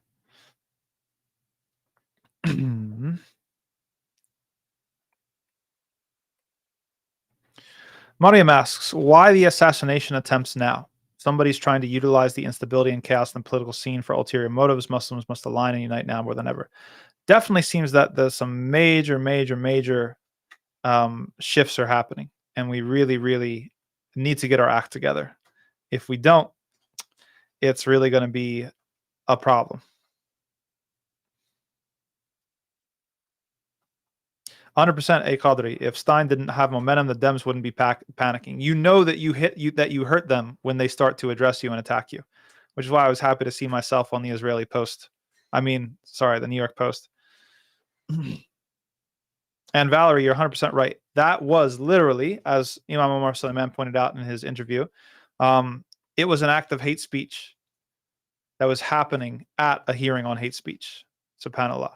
But we shouldn't be too surprised. We shouldn't be too surprised because Zionism and other forces have created the dispensability and the killability of and the inhumanity of Muslims and Arabs in order to make the Zionist project possible and the sort of American empire project when it comes to the invasion of Afghanistan and Iraq possible. That the bearded guy with a turban is not considered fully human. You pick up that rock and you say Allahu Akbar and you're not considered fully human. All of a sudden, you become eligible to get droned out of existence by huge weapons and bombs and state-of-the-art sort of weaponry. That is enough to disqualify you from humanity in this particular time in which we live, and that's what we're up against.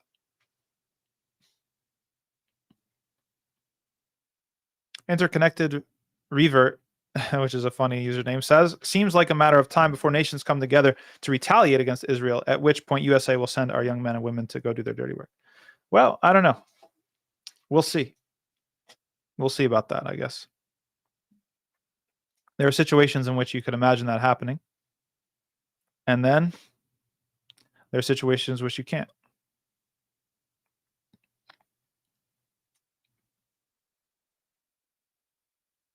Rhonda Blackston is 100% right. I'm glad you said that because Kamala stated she would support Israel. Yeah, I mean, she told us who she is. Sada 100% right. Tired of proving we're not terrorists. The idea of a terrorist, Sada, was invented for us, not for anybody else. Why? Like, people point out this all the time. Why don't white Christians or Christian nationalists or this group or the KKK? Why isn't the KKK a terrorist group?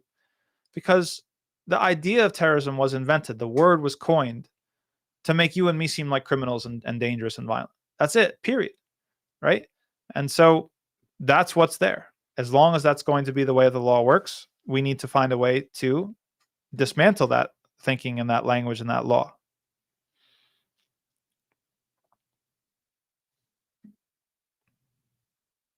Mariam asks, why are some Muslims so attached to the Democratic Party? Victory isn't linked to personalities, but value. Whoever is not willing to carry our demands is simply replaceable. Last sentence is very powerful. I appreciate that. I think there's a lot of reasons. Some people, it's a conflict of interest. They have their careers or their organizations or even their nonprofits are tied into the Democratic Party's sort of funnel and tentacles of funding. That definitely exists. Other people are just duped. They really believe that those few breadcrumbs that they throw to us once in a while, that make us think that they actually care about us or that they actually, want to see us succeed or represented, or they're under the delusion that if we just get enough representation on the inside, that somehow it's going to change.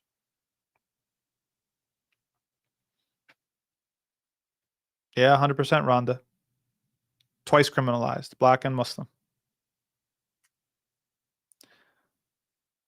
Yeah, no, a Qadri, you can definitely tell the tenor in which people approach an interview, right? Who gets the kid gloves and who gets the teeth. 100%.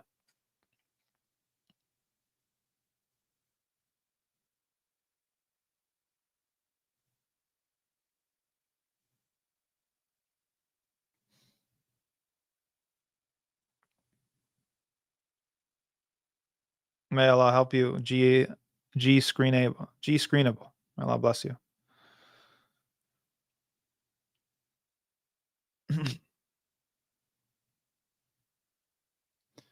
I do agree with that, Juju. I do think Democrats underestimate the Muslims' connection to the Ummah. They think that they didn't think that Gaza and Palestine would be this big of a deal to us. They underestimated that. They definitely, I think, underestimated that.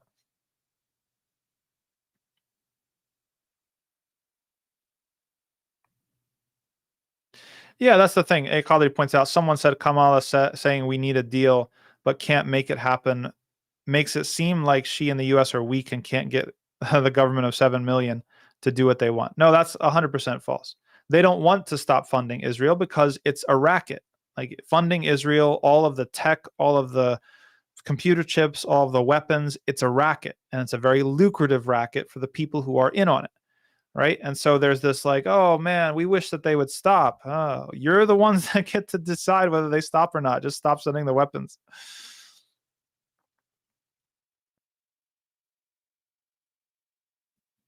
Yeah, we were all angry, Valerie, 100%.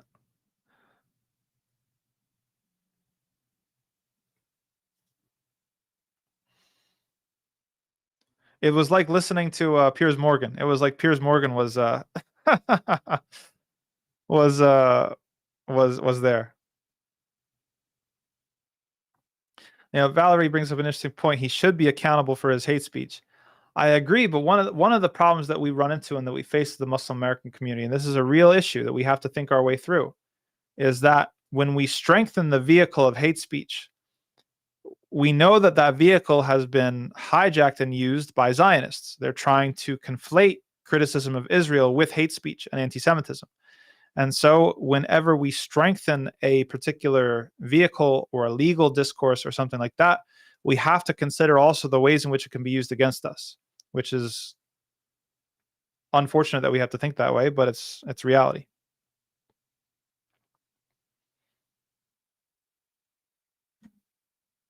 Yes, MB, 100%. Compare that to how the same way they question the leaders of the universities. But they will be questioned by Allah subhanahu wa ta'ala, if that gives us a little bit of solace. Imagine them being questioned by Allah subhanahu wa ta'ala with fire under their feet.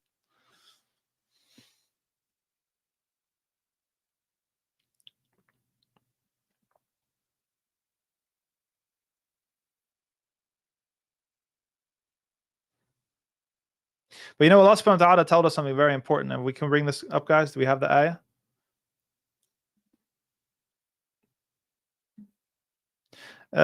Sidi Fatiha, welcome to the program. Good to have you back.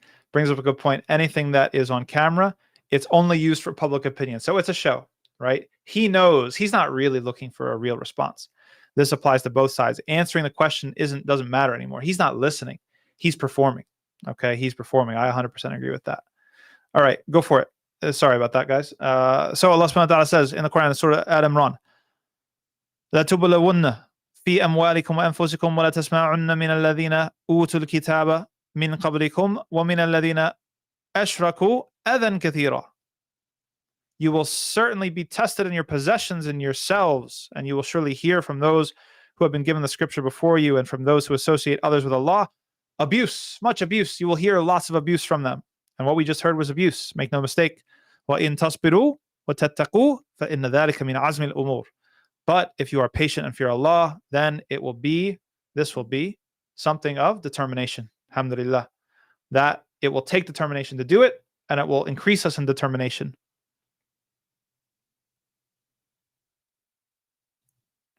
Yes, 100%. They are bullies. Atika. Buongiorno. Sto bene, grazie. That's true, Musa. Musa Blue says Black Americans have faced this racist treatment for years. That's true, 100%.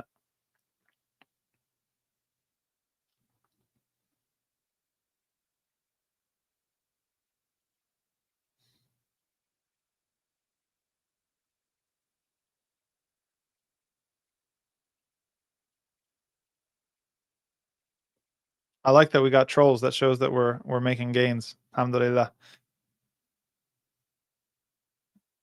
Okay. Jane De Silva, she says that, because somebody asked me this earlier, that there's a website by Code Pink that lists how much each person gets accepted from APAC. That's useful. That is useful. Somebody's saying that, no, let's just even leave it down there. It's not even worth it. There is nothing in history, in human history, like the chattel slavery of the North Atlantic slave trade. There's nothing. So, I mean, if you talk about slavery in Islam or slavery is practiced in Arabia, you shouldn't call it the same word. It's something entirely different. The chattel slavery that was practiced in the United States and the Americas was one of the most inhuman things that was ever practiced on any group of people in the history of humanity. And you can tell a tree by its fruits. You can tell a tree by its fruits. Okay, first of all, the slavery was racialized, which wasn't how it happened in other places, especially in Arabia. Second of all, the slavery that was practiced in the Americas was slavery that it sought to be perpetual slavery. It was turning people into cattle.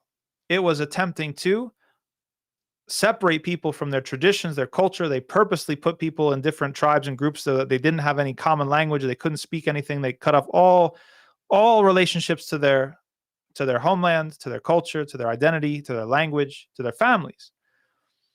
And so they attempted to break people psychologically and breed them like cattle. That was North American or Western Hemisphere or American slavery. If you look into Islam, you look into who were the governors and who were the ulama, who were the leaders, who were the top of society. A great many of them were freed slaves or the children of freed slaves. So those are two very, very different institutions, and they shouldn't be conflated.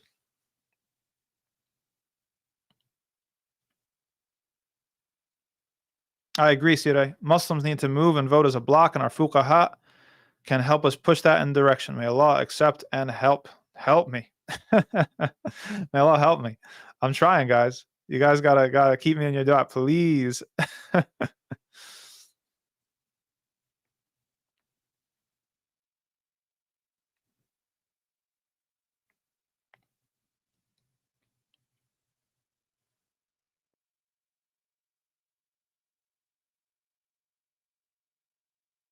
Yeah. So Sada Chavez, thank you for being for bringing the point of terrorism and xenophobia being intentionally linked when it comes to Islam. Timothy McVeigh bombed Oklahoma City in 1995, and the word terrorism was weaponized in 01. 100%. Terrorism, I mean, even legally, like I've reviewed it with lawyers, okay, seriously, like on the books, in the law. There's one little clause about domestic terrorism, but legally, domestic terrorism doesn't really exist. Really, terrorism under U.S. law is you have some sort of, you're acting in cahoots or inspired by a foreign terrorist organization. That is legally how they treat it. And so they very much, it's very, very much given to us, even by Zionist movements, even back to the 70s, in order to criminalize the PLO first, and then later movements after that, and to criminalize anybody who supports them or would even think of supporting them. And then later it was used for other groups. Everything has a history. Yeah, Neutrino, you got a point there, 100%. Juju, also agree, 100%. We're growing up, Juju. We're realizing that being liked does not keep us safe. Being liked does not keep you safe.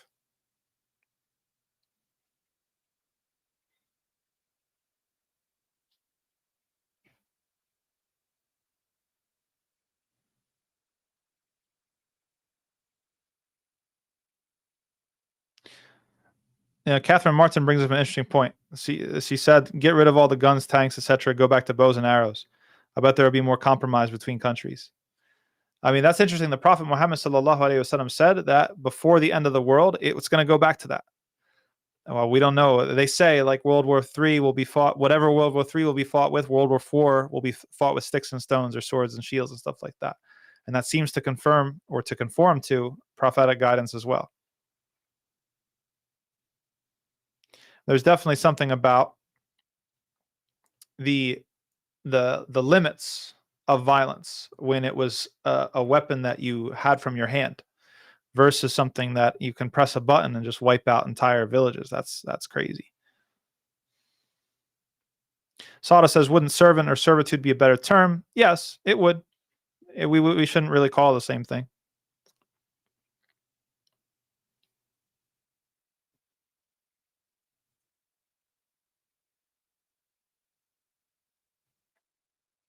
Good stuff. Wow, Allahu Akbar. I made it to the end of the comments. Never thought that would happen.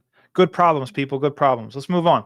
So we've already reacted to what we're going to react to. Let's go to Tafsir. Tafsir, explanation of the Quran. We've been going through the short surahs from the back to the front. Today we have Surah Al-Masad. And Masad is a translation of a twisted rope fiber. Okay, there's a pun that Allah makes. Okay, so after A'udhu billahi minash shaitanir rajim, Bismillahir Rahmanir Rahim, Tabbat yada abi lahabin wa tab, ma aghna anhu maluhu wa ma kasab, sayasla naran dhata lahab, wa imra'atuhu hammalatal hatab, fi jidha hablum min masad. Okay, so do we have, yes, may the hands of Abu Lahab be ruined, and ruined is he. His wealth will not help him, nor that which he earned. He's going to enter the fire, a blazing flame, and his wife too. The carrier of firewood around her neck is a rope of twisted fiber. A lot to unpack there. Abu Lahab was one of the uncles of the Prophet ﷺ who knew that Islam was the truth, but rejected it because it was against his worldly interests. And he said this word, Tabbat yada Muhammad, or Tabba Muhammad, basically sending a curse to the Prophet Muhammad ﷺ. And these words were revealed straight away, on the spot, to the Prophet Muhammad ﷺ to answer. Say so, and Allah is making different puns, actually. Like so far you heard, that this is rhyming, so he uses rhyme. And he also makes different puns here. So he plays with his name, Abu Lahab. Lahab used to mean, or Abu Lahab, it means like Lahab is a flame. And similar to how maybe in contemporary colloquial English we would say that someone is hot, right? They're attractive, they're beautiful. That this was something that meant that he was an attractive person.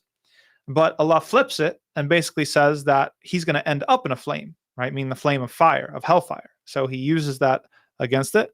And then he also mentions his wife as well, which is a carrier of firewood. It was an expression to indicate that she was someone who carried tales and spread lies and slander against the Prophet Muhammad ﷺ.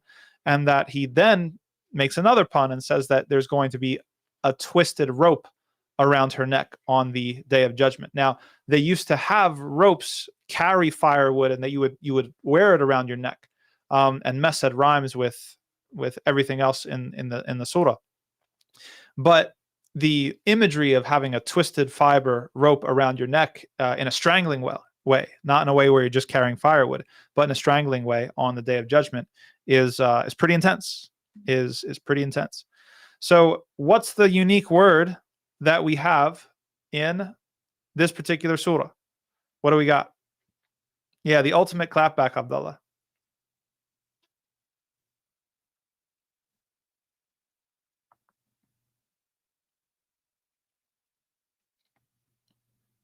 All right, numbers are in. A little bit less from last week, but it's all right. 73% of you are right. Say tabbat is the unique word. This word only occurs in this surah. Because remember, one of the linguistic miracles of the Quran is that every single one of the 114 chapters has at least one word that is completely unique to it. That doesn't happen anywhere else in the Quran. So tabbat is that word in this particular surah. The other examples, we had aghna, 17%, no. And then naron, 8%. Oof. No, definitely not. No. So the idea of tabbat is that Abu Lahab would not just quietly disagree, but that he would try to, very, very similar to how you all pointed out that with this trial, I think that Fatiha pointed out that with the trial or the hearing, everything's performative. People are just performing in front of cameras. They're just trying to get the sound bites, and they're trying to be, blustery and things like that. They're not actually having a conversation with each other. They're performing for other people. And that's what Abu Lahab was doing. Rather than just say, go home and disagree by himself, he made a big show out of it. And he tried to say in a very public way to influence everybody else around to say, curse be to you, Muhammad, and to try to throw shade at him and to try to basically discredit him. Okay. Now, the interesting thing about this ayah is that, and this verse, this chapter is that it's very, very short, and Allah tells him what's going to happen to him, that he's going to end up in the hellfire forever, for eternity, because of his rejection of the truth, his knowing rejection of the truth. Now, if Abu Lahab wanted to prove the Quran wrong, All he had to do was say, Ashhadu an la ilaha illallah, Ashhadu anna Muhammadan Rasulullah. All he had to do was embrace Islam, accept Islam, become a Muslim. And he would have proved the Quran wrong. But he was so arrogant that he couldn't even bring himself to do that. And this is an important point when it comes to the nature of kufr. Allah subhanahu wa ta'ala says in the Quran, بَلِ الَّذِينَ كَفَرُوا فِي تَكْذِيبٍ بَلِ الَّذِينَ كَفَرُوا يُكَذِّبُونَ. That the nature of kufr is this type of arrogant refusal. A lot of people, I don't necessarily particularly like the translation as just unbelief. I don't think that, or disbelief. That's a little bit too weak, right? Like kufr is like, it's to cover. Like you're arrogantly rejecting. You're a denier, right? It's not even like, well, I need to think about it. No, it's like you know it's true, and you reject it.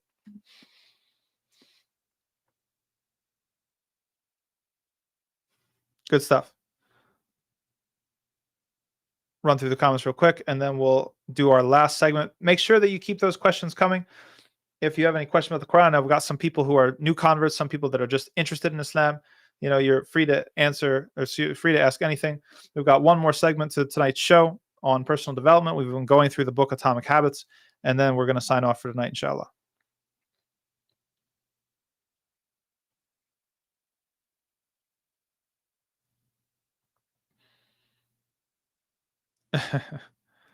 Walaikum salam wa rahmatullah. Abdullah F.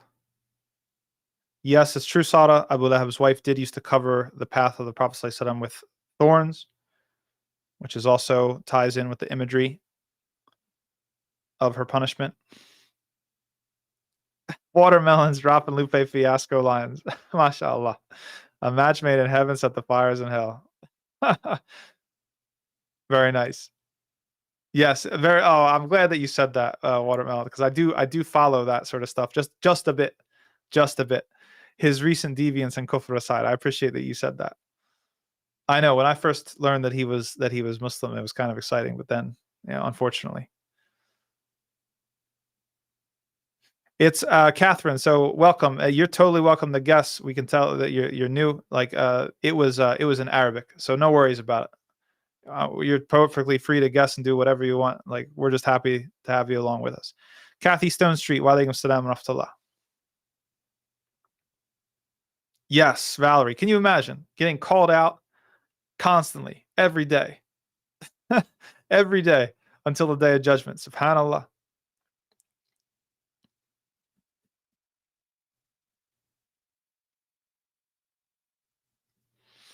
How would he prove the Quran wrong by accepting Islam? Because Allah said that he was going to be in hellfire forever. If he accepted Islam, then he would not be in hellfire forever. G-Dude asks, what motivated Abu Lahab to be so vehemently against the Prophet? Was it his worldly desires? Yeah, it was against his interests. It was a conflict of interest. He wanted to keep the gravy train rolling. Idol worship was big business. And dedication to your tribalism, right? Dedication to your tribe. You're admitting basically that your tribe was wrong about something, which is sort of difficult.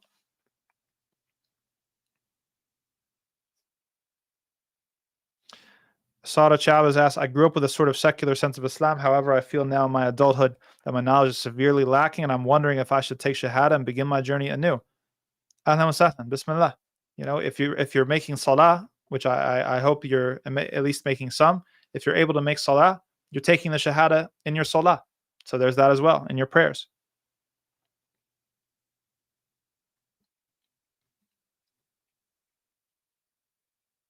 You got it, Catherine. We're here for you.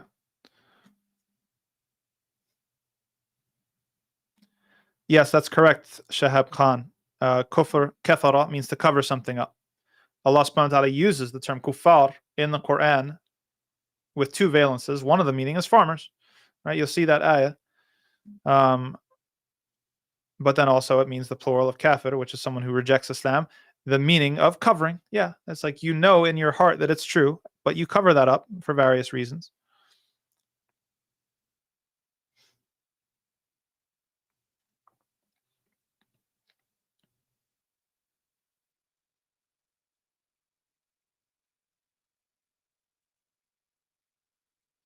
All right. Very good. All right, so let's roll. Let's go back to our last segment for today and wrap it up for the night. We've been going for 2 hours. Allahu Akbar. But that's a credit to you all. So Personal development, we've been talking about the book Atomic Habits. We've been going through it chapter by chapter, and today we are in the chapter about making it unattractive. So if you know James Clear, he breaks down sort of the 4 laws of habit forming or habit formation. Make it obvious was number 1, and number 2 is make it attractive. Now, every law has its corollary or its opposite, which is true. So your good habits, you have to make them obvious in order for them to be successful, meaning the cues that are going to trigger you're doing that habit. And so if there's bad habits that you have to do the opposite. You have to make them unobvious. You have to hide them. You have to make them invisible. Okay. Now, the second law was make it attractive. And we talked previously about trying to make your good habits attractive so that you'll want to do them. We talked about tying it to things that you want to do, right? The things that you need to do, balancing them and tying them to the things that you want to do. Temptation stacking was one of the words that was used, right? Like every time I watch TV, I'm going to do push-ups during the commercial breaks or whatever. So you're tying the things that you need to do to the things that you want to do. Okay, but now we're going to talk in this chapter about the opposite or the implication of this law, which is to make your bad habits unattractive. Okay, so how do you go about making your bad habits unattractive? One of the things that, we had homework too. All right, so I'm going to ask you about the homework, and then I'll keep going, and then I'll see what you guys said in the chat. So before we had asked you, one of the things that he mentioned before was leveraging social peer pressure, basically. If you want to be good at something, you should surround yourself with other people that are good at that thing. If you want to be good at Arabic, let's say, or you want to be good at Quran, or you want to be good at anything, then you should make friends with people who are like that and spend time with them, and you will eventually have a much easier time becoming that as well. So your job was to spend more time with the people who you wanted to be more like. And I had a very easy time doing that because I was recently hanging out with Sheikh Mohammed Shinawi and other people, and people who I respect a lot and look up to. And so that was easy for me. But how is it for you? What was the thing that you wanted to be more like? And were you able to even connect with one person who had that quality or that skill? That's what I want to hear from you in the chat now. As I explained, that today is about making your bad habits unattractive. And he starts pointing out by why we have bad habits in the first place. And this is really key, and I think it's really also empowering, that everything that you do has an underlying motive, okay? Whether it's a good habit or a bad habit, there's an underlying reason why you're doing it. And your current habits are not always the best way of addressing the problem that you're facing or the reason, the motive that you have to do that thing in the first place. For example, okay, let's say that you want to unwind. At the end of a day, you had a stressful day at work or whatever, or with family, whatever's going on. You want to relax. There's multiple things that you can do to relax. You can listen to Quran. You can take a shower. You can work out. You can go for a walk. You can spend time in nature. You can scroll on your phone. Okay? Scrolling on your phone is what a lot of people reach for because it's convenient, because it's right there. But is it the best way to address that underlying motivation of wanting to relax? It's probably not the best way. Okay? So you have a craving or a sense that something is missing, or even better, you want to change the way that you feel. Most habits are about wanting to change the way that you feel, but you have to realize that the action that you're doing is not necessarily the best way of having it done. Okay. And so then you actually start to look at yourself and like, whoa, boy, okay, well, I'm scrolling through the phone because in this moment I feel lonely. In this moment, I feel like I want some human interaction. I feel like I want to unwind. What's a better way of unwinding? What's a better way of having human interaction? What's a better way of, doing these sorts of things? So going through these sorts of motivations is really important and can be empowering. And you can actually start to pay attention and look at your habits and say, well, I do have this underlying feeling. I have to address that. I can't just stop the habit. I'm going to feel a bad way. No, I want to address the underlying feeling. I want to feel different, but I need to take control of the decision and the habit that I'm choosing to achieve that change of feeling. And I need to choose a positive one. I need to choose a constructive one. I need to choose a better one than the one that I'm currently doing. And he has a real quick aside that I think is relevant. I actually want to bring up where he says that A lot of people think that emotions cloud your decision making, and he says that's not true. And I agree with that. I think that's a really super important part. I think that post-Enlightenment Western values look at emotions negatively. Oh, you're just being emotional. Oh, he's in his feelings, right? But feelings are actually really critical. Emotions are essential to making decisions. There's no possible scenario in which you can put your emotions aside. And they've actually done studies on people, right? Well, they've observed people who had some sort of brain injury that incapacitated the parts of their brain that are responsible for emotion. And you know what the consequence is of a person who loses that part of their brain? They can't make decisions. Isn't that crazy? They can't feel happy. They don't feel sad. They don't feel angry. They don't feel anything. They look at a decision and they'll sit there for hours and not be able to decide what to do. I was surprised by that. So rather than emotions getting in the way of our decisions, you actually really need your emotions to make decisions in the first place. Okay, so that's why he's going with the whole move. Well, we don't necessarily want to get rid of the emotions. We just want to observe and pay attention. You have this emotion. You feel lonely. You're choosing to do X action or habit to change the fact that you feel lonely, scrolling social media.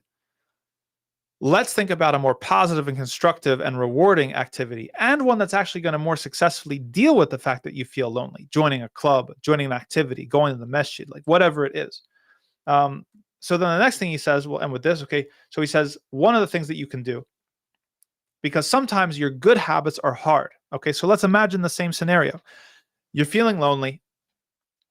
You can A, choose to scroll through your phone, Instagram or whatever, or you could B, get off your, you know what, and go to the masjid and go to a class. Which one's easier to do? It's easier to scroll your phone, 100%. It's hard to, okay, you got to find your keys, you got to get in the car, you make sure gas is in the car, you got to go and do all this other stuff. Oh, so-and-so is going to be there. I don't really get along with them. All these reasons that stop us from going. So how do you get over that? That's how he ends the chapter. He basically says that you have to trick your brain to learn to enjoy the hard habits. So if going to the masjid is hard compared to scrolling your phone, but you know it's the right thing to do, then you've got to figure out a way to trick your brain into liking it. And there's a few different techniques he gives.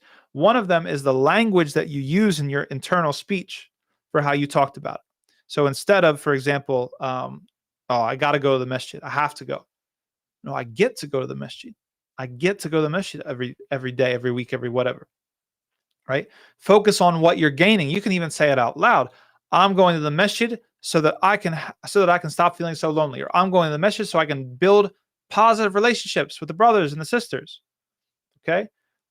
Now, what if you feel nervous? What if you're going to the masjid? We have people who are converts here or people who are interested in Islam, and they're nervous to go to the masjid. And that's the reason that's holding you back. Well, he suggests what a lot of professional athletes do, which is the pregame motivation ritual, right? Is that a lot of athletes, yeah, they get nervous as well. When you step up to the plate, when you're about to go to bat, bases are loaded, 2 outs, bottom of the 9th, World Series, Game 7, that's a nervous situation. You're taking your free throw, Game 7, series is tied 3-3, 1 second left on the clock.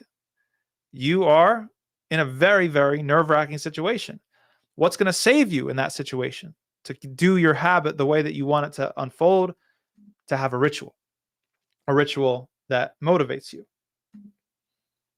And you can tell yourself and reframe that you're just getting excited and that you're using your adrenaline rush to power you through this thing. So there's whatever you can do. You can psych yourself up, you know. Anybody who works out, goes to the gym, you probably are very familiar with this. Sometimes you have to psych yourself up. Sometimes it's a nasheed, or it's something that you listen to, part of the Quran. Sometimes it's a certain YouTube video. Sometimes it's something that makes you angry, right? If you want to look at what's going on, or the particular sort of hate that's directed at Islam or the people of Islam or things like that, it motivates you to go to the gym and pump that iron, right? Then you can use that as your ritual. So your homework for this week is to develop a motivation ritual for yourself. So identify one hard habit, the right thing to do, but you're lazy to do it, it's inconvenient to do, and develop a motivation ritual that's going to help you to do it. Sada Chavez asks, is this drawn weekly? Yes, it is. Yes, it is. Alhamdulillah, the algorithm got you. Sometimes sometimes it works for you, sometimes against you. Yes, it's weekly, Wednesday night at 8 p.m. Eastern time, as our studio guru Abdullah pointed out. ABCC asks, is it okay not to ask for hidayah for transgressors, especially nowadays? Nobody's forcing you to ask for hidayah for the transgressors. If you do, that's fine, but that doesn't preclude struggling against them. Juju asks, can kufr be translated also to willful ignorance or stubbornness? Yeah, I think so. Inad is kind of covers more stubbornness or obstinance, but willful ignorance, yeah, or criminal neglect even, depending on the situation. And some of the ulama, they say that there's anwa, there's different types of kufr and things like that. Excellent, Juju. Glad that you are. Excellent. Look at that. So Juju's doing the last homework. So here we go. And he wanted to be good at tajweed. So he started to go to take a tajweed class, and the students are really good. I guarantee you, Juju, inshallah, if you stick with it, you're going to be good at tajweed. May Allah bless it. Mariam says, one of my goals was to advance my level in Spanish. Hey, I have that goal too, Mariam. So I made a language exchange partner, and I am making effort to talk to her regularly in order to practice the language. Man, yeah, I need to do that. Ashik says I might have to see your talks with Brother Paul again about restating Orientalism. Yeah, I owe him. I owe him a recent episode.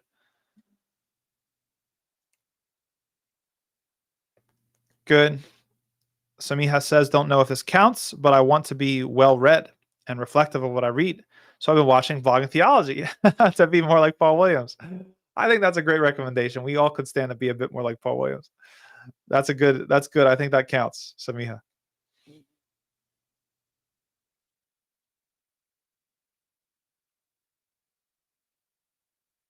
Apple Pie asks, I want to know how to start studying in a structured and systematic way. Where should I start from, and what should I study on a daily basis from both the Quran, the Sirah, Hadith, and the Prophet ﷺ? There's curricula, Habibi. There's curricula. If you read Arabic, they're in, I don't know of any in English, sorry. But in Arabic, websites like Takween will give you every single discipline, every single text, madhab, this, that, the third, subdivisions. You'll be good, right? It's in Arabic, though.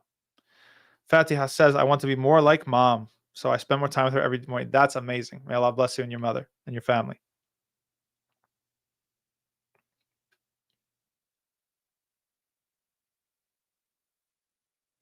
Abdullah was traveling alone, so did not do the homework. Disappointed, Abdullah. But I tried to listen to more interviews and lectures from the people. Okay, so that's something.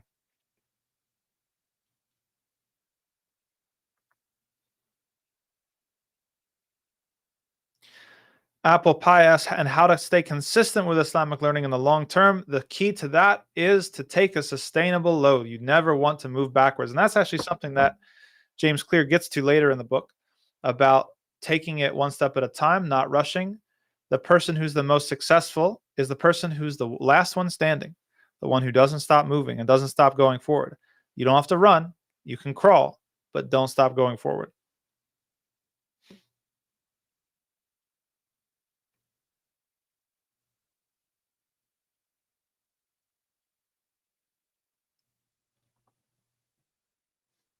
Hey, Qadri says, SubhanAllah, anytime I start feeling down about anything, I try to say Alhamdulillah out loud. My sister, mashallah, models this so well for me. Very thankful for her. Alhamdulillah, may Allah bless you both. That's awesome. Great tip, by the way. We learned earlier in this book how just enunciating it out loud is a very, very helpful technique.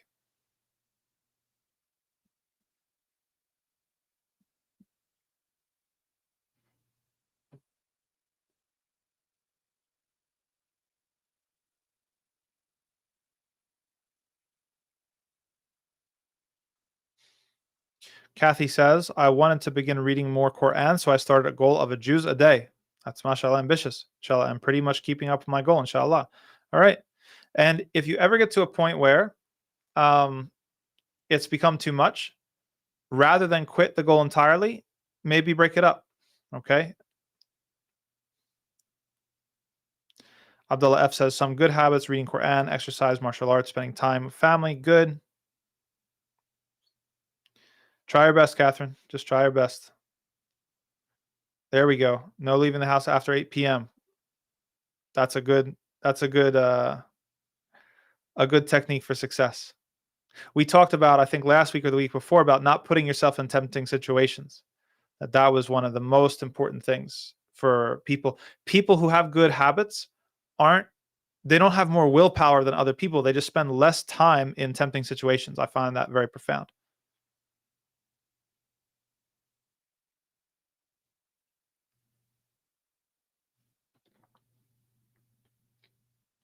Right, like a Qadri about prayer. We use this all the time. I have to go quick pray. Astaghfirullah, may Allah forgive us. I get to go pray. I get to take time out of my day to connect with Allah subhanahu wa ta'ala. Sada, I'm actually not a baseball person, believe it or not, but I play and have played plenty of sports, so I'm familiar with most of them. Except for curling. I have no idea how that works. And cricket. I apologize to our subcontinent brothers and sisters. The only thing I know about cricket is from Lagan. Juju, that's amazing. I love that you mentioned that. Thank you so much for mentioning that. I went to the masjid for tajweed, and then when I walked in, I slipped and fell. That is incredible because you persisted beyond that. That was like Shaitan's last attempt to try to stop you. The shame or humiliation or embarrassment or whatever. That's great. And yeah, testing your sincerity. And I've definitely, man, I've had a lot of experiences like that. Literal and figurative. MashaAllah, excellent stuff. Props to Ustad Abdul Rahman. Phillies fans in the house. Oh man, it's gonna get wild in here, Sada. Calm down, Sada. Okay, let's go. What else do we have? What will happen if I skip my espresso for a day? I'll get a headache. Yeah. So I make sure to not skip. We persevere. Okay, Amina is also starting Spanish. All right. Buena suerte. Okay, Isalute Familia says our Prophet ﷺ said we should learn to be good at in swimming, archery, and horseback riding. I'm not good at any of these. Bismillah. Let's go. Let's start an archery club or go to your local archery range or horseback riding. Take a swimming class. These are things you can do. Sada aims to go on the halaq on the weekend. Bismillah.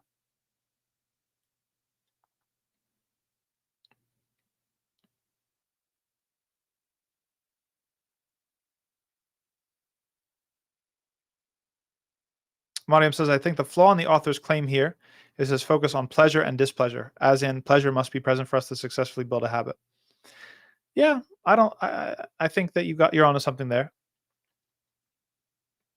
Perhaps it's more like a realist take if we want to be charitable and say that you're probably going to be more successful at establishing that habit if it's pleasurable.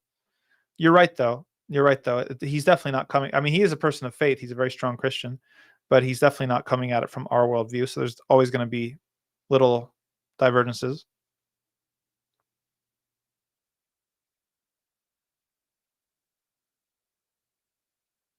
Yeah, that's a great point, Big Bang Bro.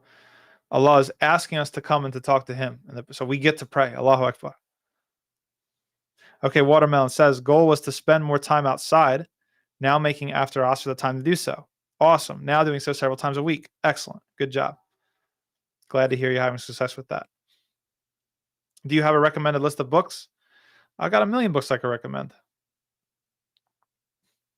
Okay, so Juju says I started to make one of my habits unattractive. I used to gossip a lot because I ruminate a lot and vent. That's interesting.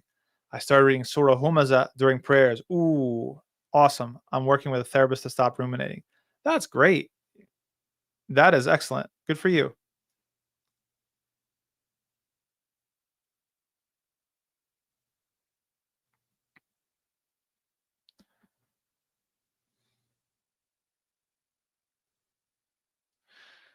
So Nida asks a difficult question. I have a question to ask. It's okay. What do you do in Islam in a relationship with abusive parents according to Allah? Okay, so first of all, Allah didn't talk about abusive parents in the Quran explicitly. So, again, sometimes we need to get away from simplistic answers. What's like the Islamic thing to do, the only Islamic thing to do? Like sometimes you have to extend or extrapolate or apply general principles.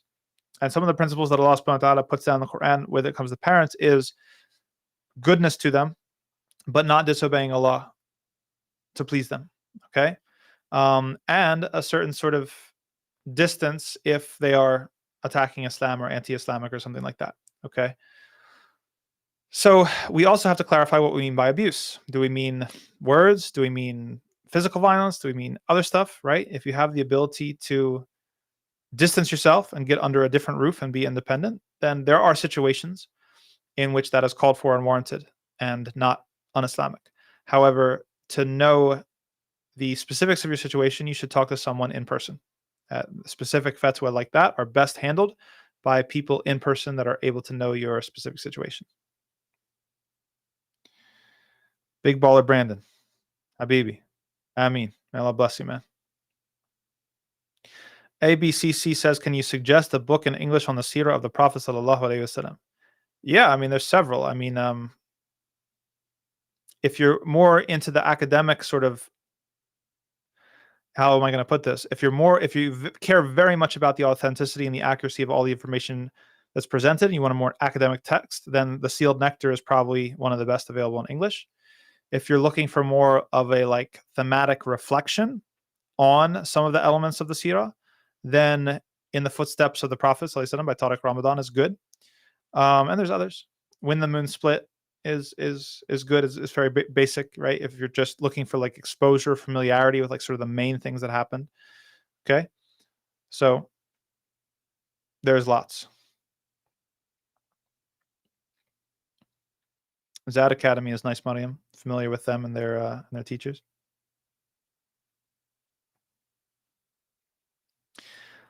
Alhamdulillah.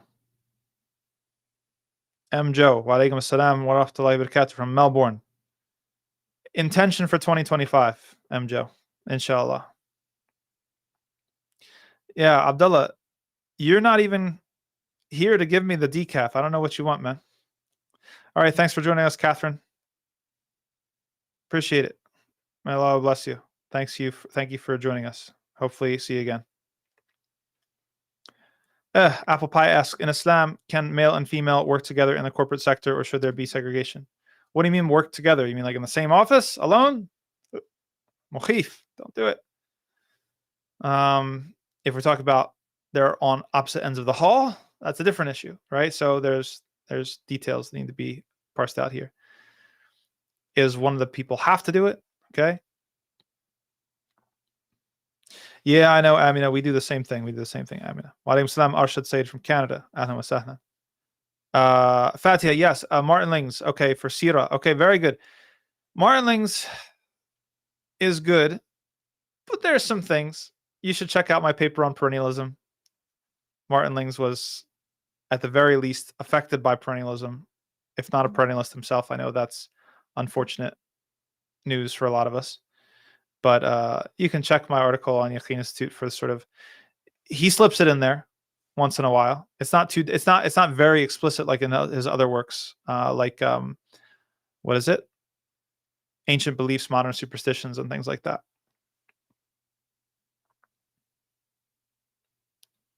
G Screenable is studying Mandarin. May Allah bless you. All right, cool. May Allah bless you in that. Ilyas, you missed the homework. Go back and listen to it.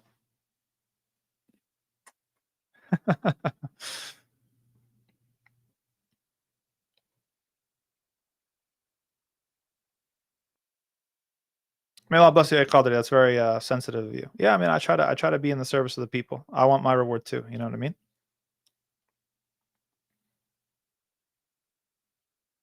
Very good. Oh, I've reached the end. Allahu Akbar, la ilaha illallah. All right. May Allah bless you all. I had a very nice time tonight. I think this is the longest one we've ever done. So keep it up.